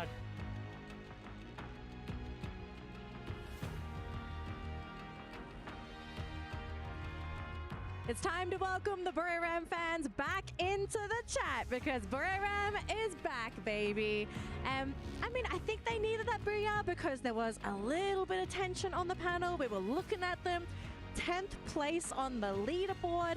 I mean, they weren't in a position where they were going to get easily knocked out, but if they bombed out here and they bombed out on Solara, then we probably have a really, really strange situation on the panel. But welcome back to the panel, folks. We've got to break down that game because Buriram's booyah, pretty important. But we've got to talk about the more important booyah, which is the teams at the bottom. Now, Gideon, Neptune, we were really having a really tight discussion on this because Dragons, right? Great rounds 1 to 3 today. Then 4, not so great. 5? I mean, not the best, you know? We've seen them definitely play better. Yeah, I mean, we've definitely seen them play better here, but I mean, this is just one of the maps where sometimes you just flop. I think that's totally fine. They're still in a pretty good position. But it's like the worst time to flop Gideon because they are in 13th place on the actual leaderboard and they kind of need those points if they're going to make it to the next. Look, somebody had to do it, right? I was hoping that Buriram gets a game in. At least they did it now, so I can, now it's whatever. If Dragons do it, okay, sure. Yeah, I guess for the first few maps, they are playing it with placement point. And I guess this is when they tried to go for elimination, but instead they get eliminated. So I'm sure by Solara, they will try their best to survive a little bit longer. Yeah, so it's Dragons. We've got a conversation with Hotshots going as well because they are one of the few teams that could just go all the way back home. So, Hotshots, they're at risk. Dragons at risk as well. Are there any other teams that are at risk on that leaderboard? I think that with this second place finishing coming in from AGAL, that puts them in a more comfortable spot for sure. Okay. Is it safe to say they probably are guaranteed? Because I feel like they scored enough points to kind of push them over that line. Here's the thing. That's when I'm starting to think that maybe Onic, Virtus Pro could get some big game points and then turn things around. But I'm more worried about the teams who've got nothing to lose. Teams like VSE, for an example, who are kind of like, hey, they can technically drag one of the teams down if they just do a little bit of targeting and some caught drop in, might turn things around for them. Yeah, it looks like they've been doing that for the past 2 or 3 games. Vision system, like it's quite surprising from the past, their first one going down, but now they are being part of the top 5 for each map. So this is what we've been looking for, not only from Vision system, but for the other teams as well, who didn't really get close to when we break the difference in terms of points for the top or for the bottom 6. So I don't know. They will be the ones denying those struggling or trying to get to the top 12. Yeah, but keep in mind, we're also playing on Solara, a map that a lot of teams are not comfortable with. And I did take a peek at some of your stats because their numbers are really interesting. On average, technically this was the last round that Dragons played on Solara. We're going to focus on this team because they played so well at the beginning of the day and they're so close to making the threshold. They scored 8 points. So, is 8 points, do you think, would that be? Let's say they did 8 again. Is that enough to just scrape them by? Is that enough to? I feel like if there's anything that we need to be worried about, it's coming into Solara are the previous Booyah achievers, right? Previously, we were starting to think about Vitality, but guess what? Now that they're not playing, the next that comes in line, Pain Gaming. Yeah, exactly. I mean, one thing's for sure, there's a lot more that can be said by Pain Game. Well, I just want to add something because we were talking about Hotshot and probably they are like in the bottom of the ranking, right? But I just want to remind that, I mean, Pain just did a Booyah, so they are kind of trying to, you know, they are going to do some shit talk at Pain Gaming, but Pain Gaming is doing really well today, and they could keep it. They are consistent, and they are showing to us like our Brazilian play style. So I don't know, maybe Hotshot, we can say that it's out of the competition, or we still can say that. I mean, the bar is on the floor, honestly. Like, if we look at the leaderboard, the line, I can't even see it. Like, my shoe, it's under my shoe. Anybody could cross that line. So here is the leaderboard. Before we jump into our last game, folks, okay? The fight for that 12th spot, it is so tiny, so close. Someone could just breathe and they will qualify to the next stage. Yeah, looking at the difference, I mean, Hotshot you did mention, and I know like you still feel what they said about Pain, but I guess they are feeling Pain right now. Only 3 points remaining from Dragon Esports. Make that 4. But Onic could also come in and say, your dream is now mine.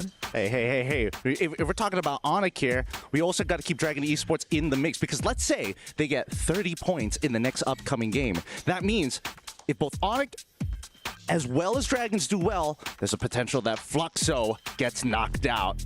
I just don't want to be part of this conversation. I will keep City here, or maybe, you know, I'm looking I don't want to be part of it. You don't want to be part. I'm not sure. I think Fluxo will pass through the knockout stage and will go to the point rush, because last year they did like exactly the same. They ended the knockout stage at, I think, 11 or the 12th position, maybe. But well, we need to see. We need to keep our eyes really open to it. But I don't think that's the. I mean, I'm not scared of it at all. Look at these boys. They look confident. You know, look at them. They are looking confident. I'm not gonna lie. Okay. They are looking confident. You know what I would do if I was Fluxo right now? I would be begging the teams at the top of the leaderboard to get all the points. Say, guys, don't give these simpletons points. Hey. Boy, Ram, Falcons, you have one job. Maybe they Take all are. the points. Maybe they are, but I'm cheering for them. Everything is gonna be fine at the end of the broadcast. Yeah. You guys, you can talk about me. You can talk about it with me later. Well, let's see if there's going to be enough points to go around, because personally, I don't think so. But most importantly, game number 6, our final round of the day, is ready to kick off. We're flying over to Solara and wrapping things up today here at Free Fire at EWC 25. To my beautiful casters, take it away. Solara, the last stand for many of these teams.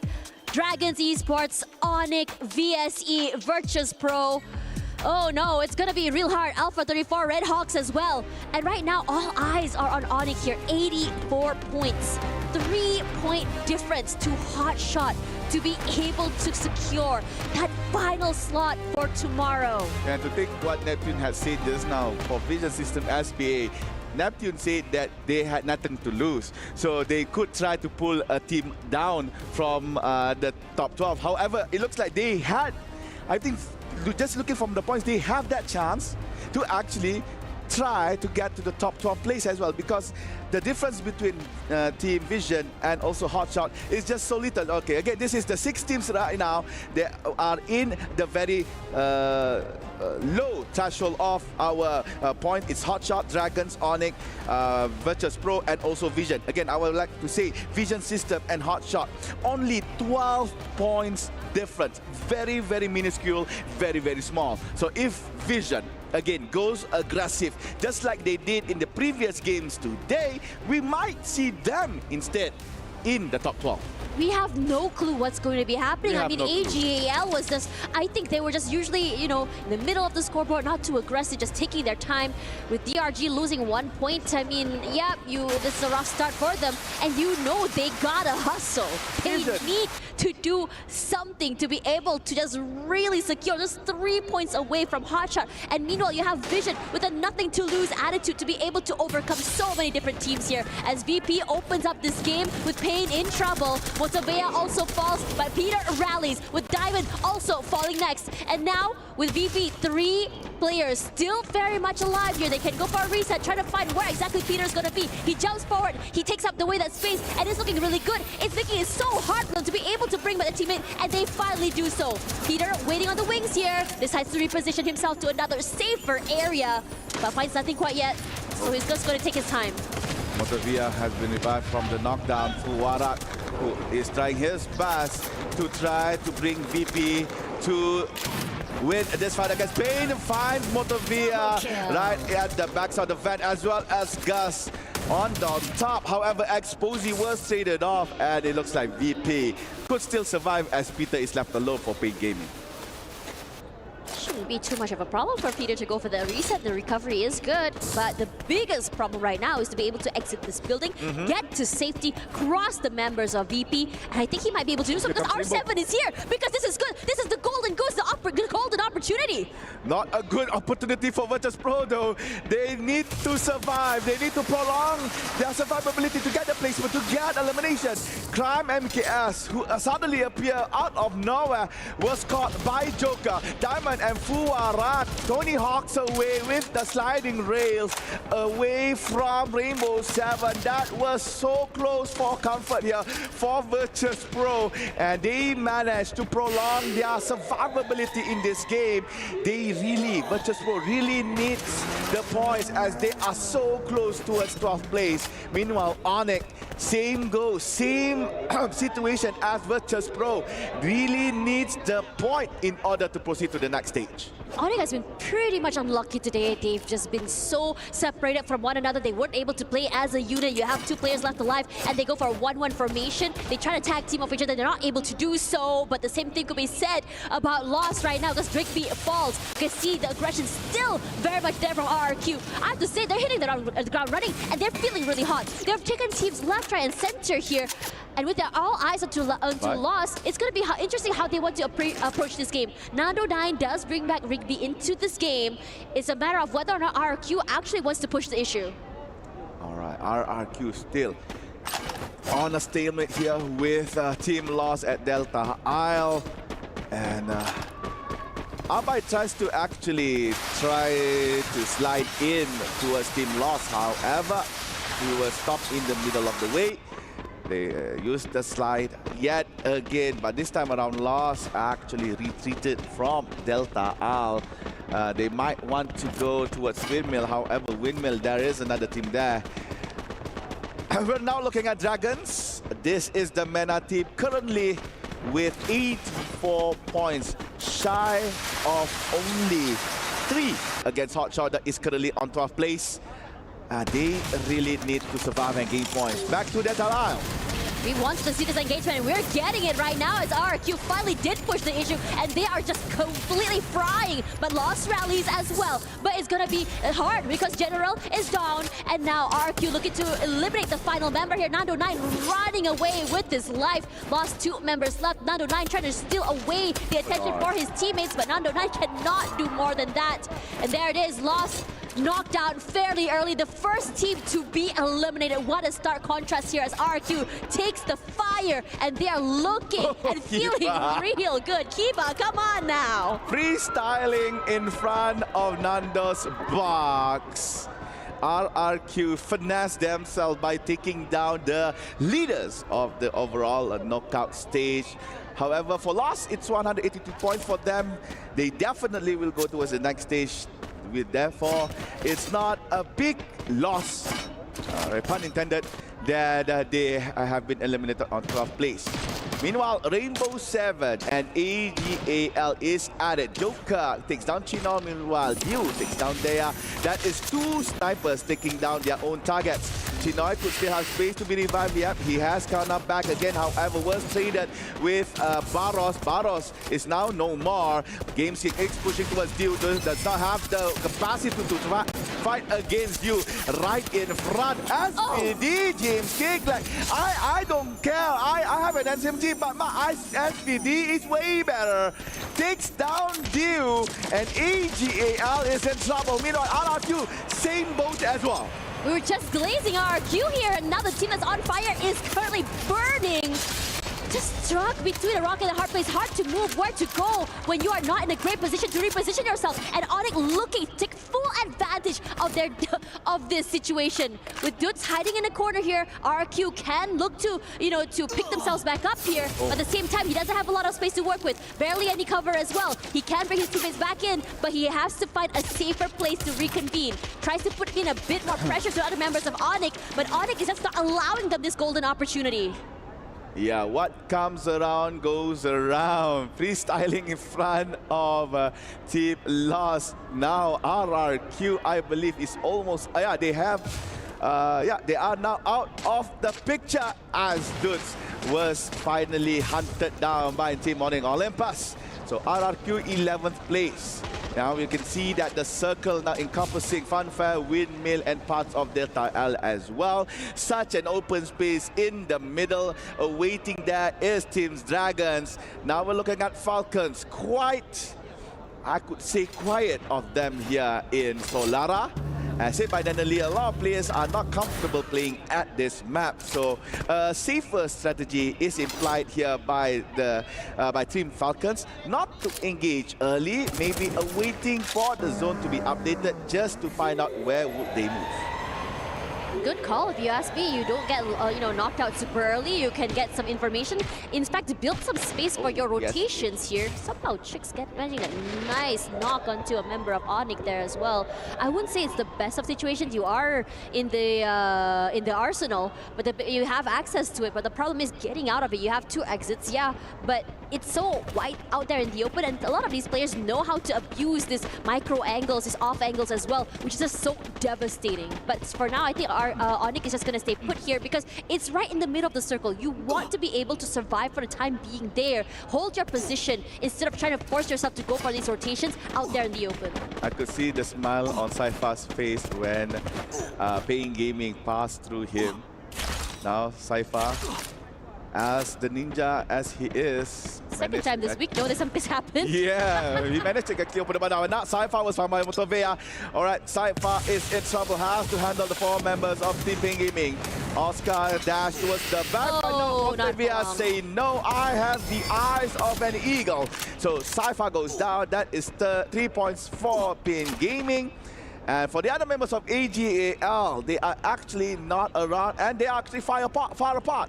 As Barros is in archway, meanwhile Chino is right around TV tower. And currently we are looking at the Red Hawks. Their hopes to go to the point rush stage has closed as they do not have sufficient points to qualify to the next round. So all they need to do right now is just 2 things. Have fun or drag someone down. I mean, why not ruin some hopes and dreams here? They can get into that circle. It's not going to be the easiest rotation for them either. Gate kept by Buram United out of all teams. You can try and rush forward here, but you know that players from Buram United, they are very sharp, especially from just sharpshooting players out of the sky. Also, Falcons close by as well. This long-range area, they cross between them. It's going to be devastating. The crossfires coming in from both these teams. And I think that Red Hawks are kind of aware of this situation. And AGAL with Barros alone managed to actually get back Chino and Saifa. Chino was actually found by Ping Gaming. The predicament between these 2 teams is yet to be resolved. However, Barros managed to actually save AGAL and they are now back in our game. As for Dragons, this is a very important game for them. I believe for placement-wise, they might have the points to cut off Hotshot, but they really need more in order to avoid Team Vision, Team VP, even Team Onyx cutting them from the back. However, now we're looking at Red Hawks trying to engage towards Team Buram United. United, instead of just really fighting them head on, they decided to just proceed a little bit more further back to allow themselves to be able to play a tag team situation. You want to be able to just disallow for these quick trades, disallow for isolated fights, and they're very patient when it comes to this. They're waiting at the windows. Instead, in case someone pushes out, they want to be in a situation where they're ready to just quickly knock someone down if they do decide to reach into their defenses here. And this question mark moments coming in from Red Hawks. Where exactly is Buram United? How close are they holding on here? And if we go in together, is there a situation where we're able to just trade off one another as well? We don't want to be walking into a moving meat grinder. All right, it looks like VP lost one team member towards Team AGAL. The remainings are actually quite far outside of the zone. I'm not so sure whether or not Virtus Pro has the space and time to enter the safe zone right here. Same goes to Ping Gaming. As the circle is closing, they have to either ride a vehicle right here or swim to shore. If they have a jump pad, that would be the best option for them. But judging from how they are just sitting around scouting, oh yeah, there you go. I was about to say they don't have a jump pad, but they do. But oh no! Oh no!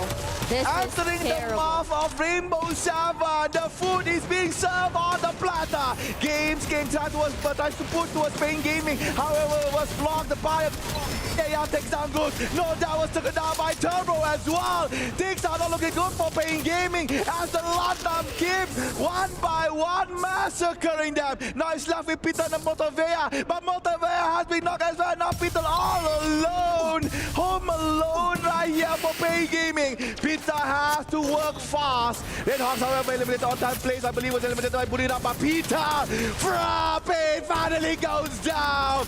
There goes Ping Gaming, but Rainbow Seven. Oh no, what had happened? Suddenly they lost, giving points to the other team. Rainbow Seven at 8th place. I have to say, a lot of teams had their eyes on that particular corner. It's rough. Even VSC is facing a lot of pressure right now from Onyx as well. It was rough because Ping Gaming came in first. Virtus Pro also out already. There's so many fights happening outside of our field of vision right now. And we can't really keep it up because everyone is upping the ante. Look at the points. Dragon now has the same point. No, actually exceeded Hotshot. So Dragon managed to find the points to be on the rush point rush stage. However, we should see whether or not Onyx or Vision System managed to cut them off. But talking about Onyx, it looks like Crime is now no more taken down by Dragon themselves. So the MENA team right now standing very strong on the top 6 of Solana right here. Really needs to secure comfortable points against Onyx, against Vision, so that they will not be cut off from the back. DRG is not over till it's over. We chase till we can chase. But Buram United is another story here as Moshi falls. Falcons have been fairly quiet this entire game. They haven't moved at all for where they are holding for the time being. These long-range fights just so on brand for them to be able to really disrupt all of these rotations. As Remind puts in the damage onto Onyx as well. Adam finally taken down by Anders, but it's not done quite yet because BSE, they want to chase. Adam knocked out finally here. Noki as well. And they're looking to take away any of these points. Triple kills taken away. A Remind putting in the pressure, putting the hurt and the pain. The pressure onto Onyx is incredible right now. It's only one person left standing as DRG sets their sights onto BSE.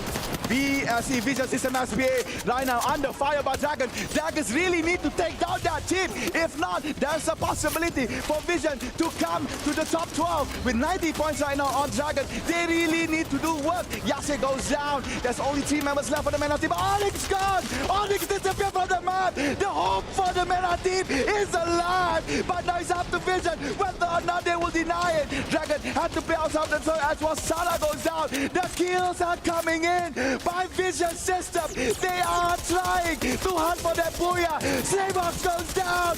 Dragons taken down one by one. VSC 7 elimination. It's just so close, Dash. VSE rallying. When Hope said no, they said nah. Let's change the trajectory of our fate. Wasana will be another one to fall. Buram United falls to this team. But they're not done quite yet. Remind has 4 eliminations, a majority of kills from DRG themselves. Just jump shots, just a reposition here. Tries whether or not he can steal away some elimination points to really put in the pain to the members of Falcons. And this crossfire from Vision is not making it easy, and Falcons decide to choose their fight. They choose to take a bit more space forward, ignoring where DRG are. And DRG with only 2 members left on the top side here, tries to rush forward. BSE aware, puts in the damage on to Remind. Their reposition's not enough to kill quite yet, and they are going to wait. Both Dragons and Falcons are moving with the Dons, however, only 1 floor apart. T-Fox takes up another, no! Falcon denies it from Dragons. Now it's up to BSE. Vision, will they manage to get the first booyah here? Trying to execute on Falcon. They are in, but Jota goes down. Falcon holding their ground, forcing Vision to try to go from their vicinity. Andre now on the bottom floor. Chicks and Maxi still trying to guard that second floor. Falcon gathering all in one spot right here. But Peter tries to execute towards Maxi on the balcony. But Maxi goes down. Falcon is now so close to gain that booyah. Peter goes towards first floor. Kiro goes down as well as Peter. It's going to be 2v2. It's so close. But Andre, red color now. That's up to T. Chicks is the only person that could bring booyah for Vision System. Pina and Limit finally rest their legs for a while, trying to observe what Chicks is doing. Papina goes towards the front of VSK in hand. Chick cannot hold it. It's a 2v1. Try to hold on the line. Now, baby, because booyah for Falcons. The Falcons still stand strong. They stand tall, very decisive in what they wanted to do. Position-wise was not the best for them. Sandwiched between 2 teams, and they made that quick decision. What are we gonna do? We take this fight against BSE, or we take this fight against DRG? And they chose DRG, knowing that they are the team that had the lesser amount of players. And they were very methodical. These quick takings, this decision-making is just key on why exactly they got that last booyah. But the same could be said about that team from VSE here. This is a situation where it was so close for them to be able to rise up to the top. But despite everything, despite being at the bottom of the barrel at one point today, they still rally, they still chase, and they sit. Even as the maps ended, it's not over till it's over.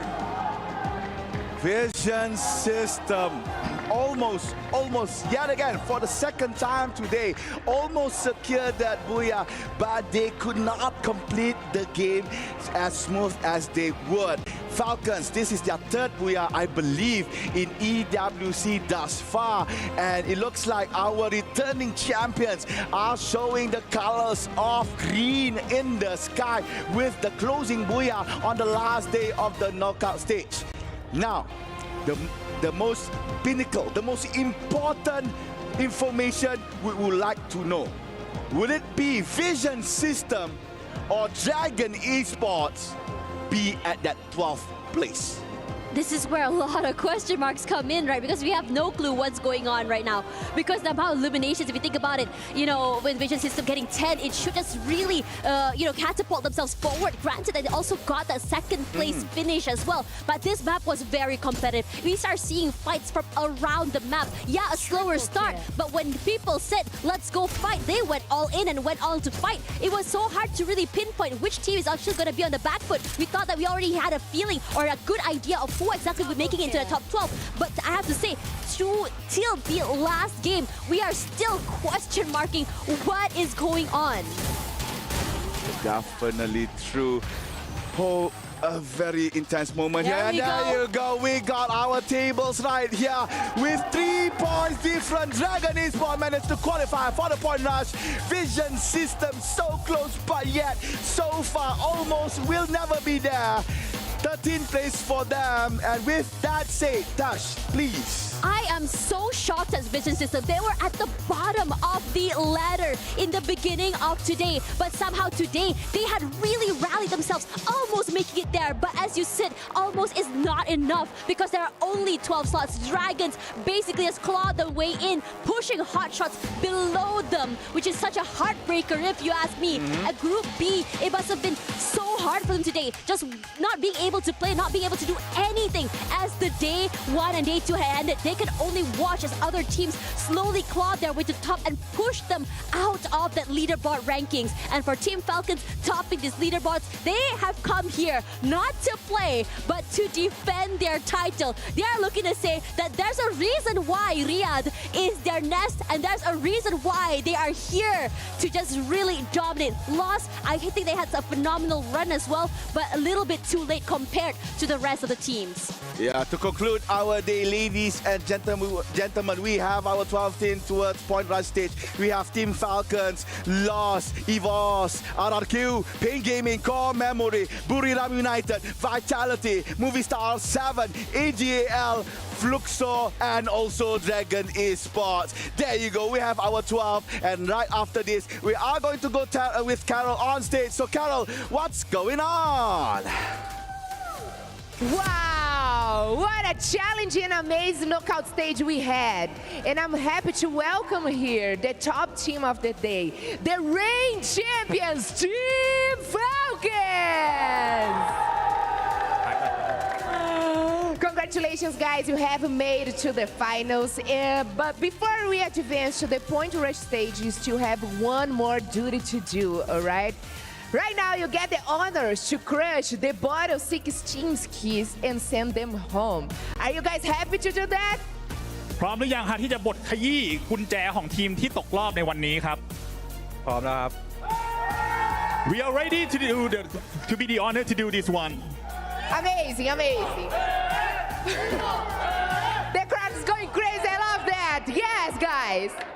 Amazing. So I'm gonna need your help right now because we have 4 steps here, right? First one, turn the key, open the switch, flick the switch, and finally press the button. สเต็ปนะฮะก็ง่ายๆเลยนะครับคนแรกนะครับหมุนกุญแจครับคนที่2เปิดฝาครับคนที่3กดสัญญาณครับคนที่4กดปุ่มค้างไว้ครับผม Okay, so let's start right now. It's time for the crusher. First play, please. Turn on the key. หมุนกุญแจได้เลยครับ Perfect. Second player, leave to open the switch. Third player. Flick the switch. Wait. Fourth player, you have the most important job right now. Because when you press this button, you're gonna crush those keys and end dreams here. Are you ready?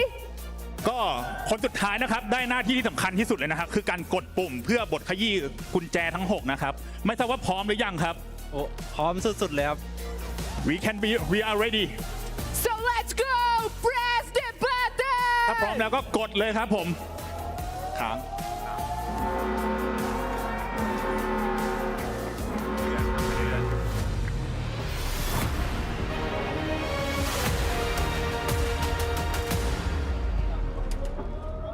You can go there. You can go there. Oh, wait. That's okay. That's okay. Press the button for me. What? There we go. There we go. Those keys now are all crush. Amazing, guys. Amazing. Congratulations. I will see you guys on the finals. Good luck. Enjoy your day because you have made to the finals. ก็ขอแสดงความยินดีอีกรอบด้วยนะครับสำหรับวันนี้นะฮะก็เจอกันในรอบไฟนอลนะฮะขอให้คุณได้เป็นแชมป์ใน EWC 2025 ครับผม Awesome. All right, guys, the group stage is officially over, and after 3 intense days, we now know the 12 teams there will advance to the grand finals. But before that, we have the point rush stage. From now on, every point counts, every move matters. And I'm back to you guys, my favorite host desk, my favorite analyst desk. See you tomorrow. Bye. And we just witnessed the dreams of 6 teams vanish in the blink of an eye as they did not make the top 12. But at the same time, we also see the dreams continue for our top 12 teams as they will continue into the championship weekend. Welcome back to the panel, folks. We still have a lot to break down because this is just the beginning at EWC. We still have the championship weekend. This is just step 1, folks. But how are we feeling going into the championship weekend? Because we have our top 12 teams. Do we think it's going to be a repeat of last year? Is it maybe going to be a dark horse that claims the title? What do we think? I personally think that it's not going to be a repeat because these teams have felt that sting of defeat of being so close and yet so far. But I think for everybody out there watching and looking at the overall rankings, that last match alone, DRG fans, Dragon fans are looking at it and just praying. They were praying that VSC did not get enough points and they were just short by 3.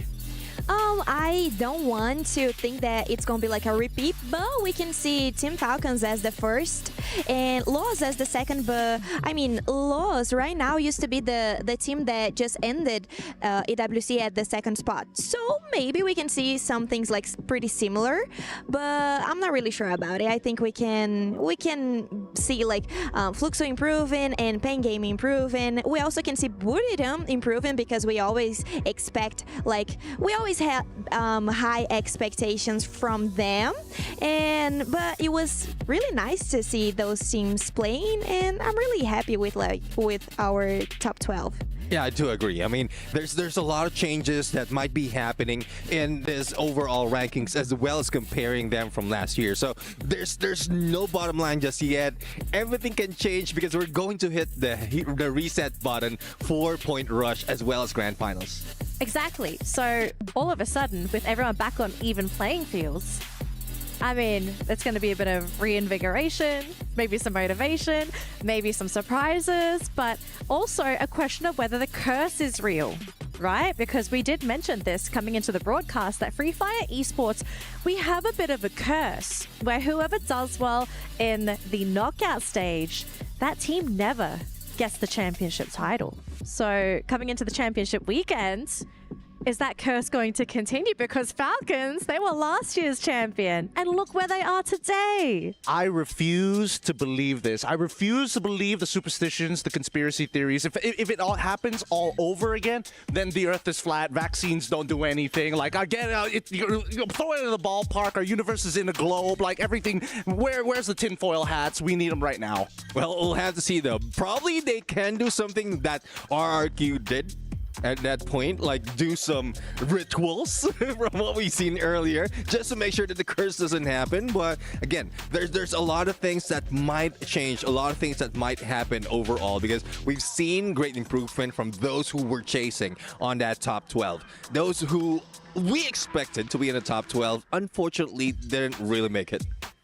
Yeah. Well, it looks like our Kidia top plays are ready to go, folks. Let's have a look and see what were our top plays here for day 3 for Free Fire at EWC 25. I mean, gentlemen, I want to ask you actually, what was your favorite play today? Was there any particular game, any moment where you just thought, that's a game I want someone to watch? Oh, this is a tough one. I hope they show it in the highlights.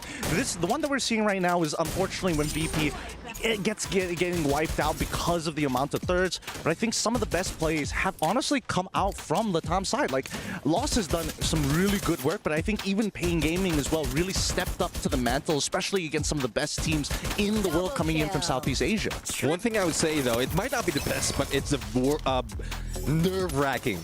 Oh, yes. The final 2 teams, the potential clutch that Dragon Esports could have done against the VSS, the double headshot. Double headshot. And like if that went through, not only are we celebrating Dragon Esports getting to the top 12, but like them showing the biggest highlights for this year. I completely agree. Because, well, in my opinion, we need to see that type of move coming from the teams that were in the bottom. So, well, it was really important, and I mean, I like to believe that it was, I mean, important for them too. So now they are inside of the top 12. So I mean, that's kind of good news. She's just holding back. I can see how excited she is for 4 Brazilian teams coming in. Sorry, the LATAM region's team representatives coming in, especially in a tournament like this where there's so much money on the line. Like excited or worried for one team specifically, because they were almost in there. It's a good thing like Fluxo managed to get in the top 12 and stay in the top 12. No, but I need to believe that it was like a bad luck stuff or something like that, you know. I think Fluxo will improve, and I mean, I'm happy with the way that we finished our knockout stage. Well, to clear out the knockout stage, we have an MVP. Now, before we reveal who's going to be our Sony MVP of the day, I want my panel to throw some guesses. Who do you feel was the highlight player? Remind? I think that's a pretty good shout out here. I mean, you know, double headshot, pulled the team through, got a lot of picks on the most important teams, both VSC and as well as Onyx in the very final game to eventually qualify. I think that's a pretty good shout. For me, I think, I'm sorry, I might be taking it away from you, but General, like leading the team to get all those points, especially for today. Yeah, he's really good. He's really, I mean, I don't know. He keeps all the confidence of the team like in a high level, you know. So he's a really important player. So I can agree with that. All right, so let's see who is nominated as our Sony MVP of the night. It is Dew. So unfortunately, the panel was not correct, but look at Dew's stats. Look at the numbers. Oh my goodness. It's all over the place, but look, he carried his team on his shoulders. Well, this is somewhat expected, but we just missed it because, well, AGAL coming from outside, from like on the bottom 6. And now, when they need it, they really perform. And each time they perform, it's because of this guy. It's because of Dew. And as we often say in in Southeast Asia, monkey see, monkey do. Oh, I was ready to lose him. I'm not gonna lie. I was ready to switch out AGAL for VSC. That's just me though. Wow. This man just so quick to swap out his teams. Oh boy. But then again though, because Dew got MVP here, I kind of wonder, is he going to be the MVP for his team this championship weekend? Going into Point Rush, you know? AGAL, they did not look that strong in the knockout stage, but because everything is going to be reset, no points, everyone is on the same level playing field, maybe AGAL turns out to be one of the top dogs after all, because it's not fun being an underdog sometimes. That is true, but I think that snipers are taking over the current meta as of right now. They're such an integral part of how this team not only, well, how all teams are going to function, but gives you the confidence. Because how good does it feel going into a full Clash Squad fight, 4v4, immediately, boom, you see that knockdown happen, they force the glue walls, you throw that Riptide Rhythm, and you're like, this fight's already done for. Yeah, exactly. I mean, this time around, specifically this year, this is where snipers has been showing up, even from the regionals, even from the qualifiers to EWC. There's more highlights as well as MVPs coming from the snipers, and even from Dragon Esports. Their IGL, or like Remind, is the one leading the team, and he's also a sniper, and probably the reason as well why they were able to get to top 12. All right, ladies and gentlemen, thank you so much for joining me on the panel. We are going to still see you for the championship weekend. So, folks, you're going to see plenty of them and also plenty of me. But unfortunately, we are done here for the knockout stage. Thank you so much for tuning into the broadcast. If you missed any of the matches, definitely go back and watch the VODs. All the matches are well worth watching. But make sure you come back bright and early tomorrow, because we are ready to kick off the championship weekend. This is it for all of us here for the Free Fire broadcast. We'll see you tomorrow.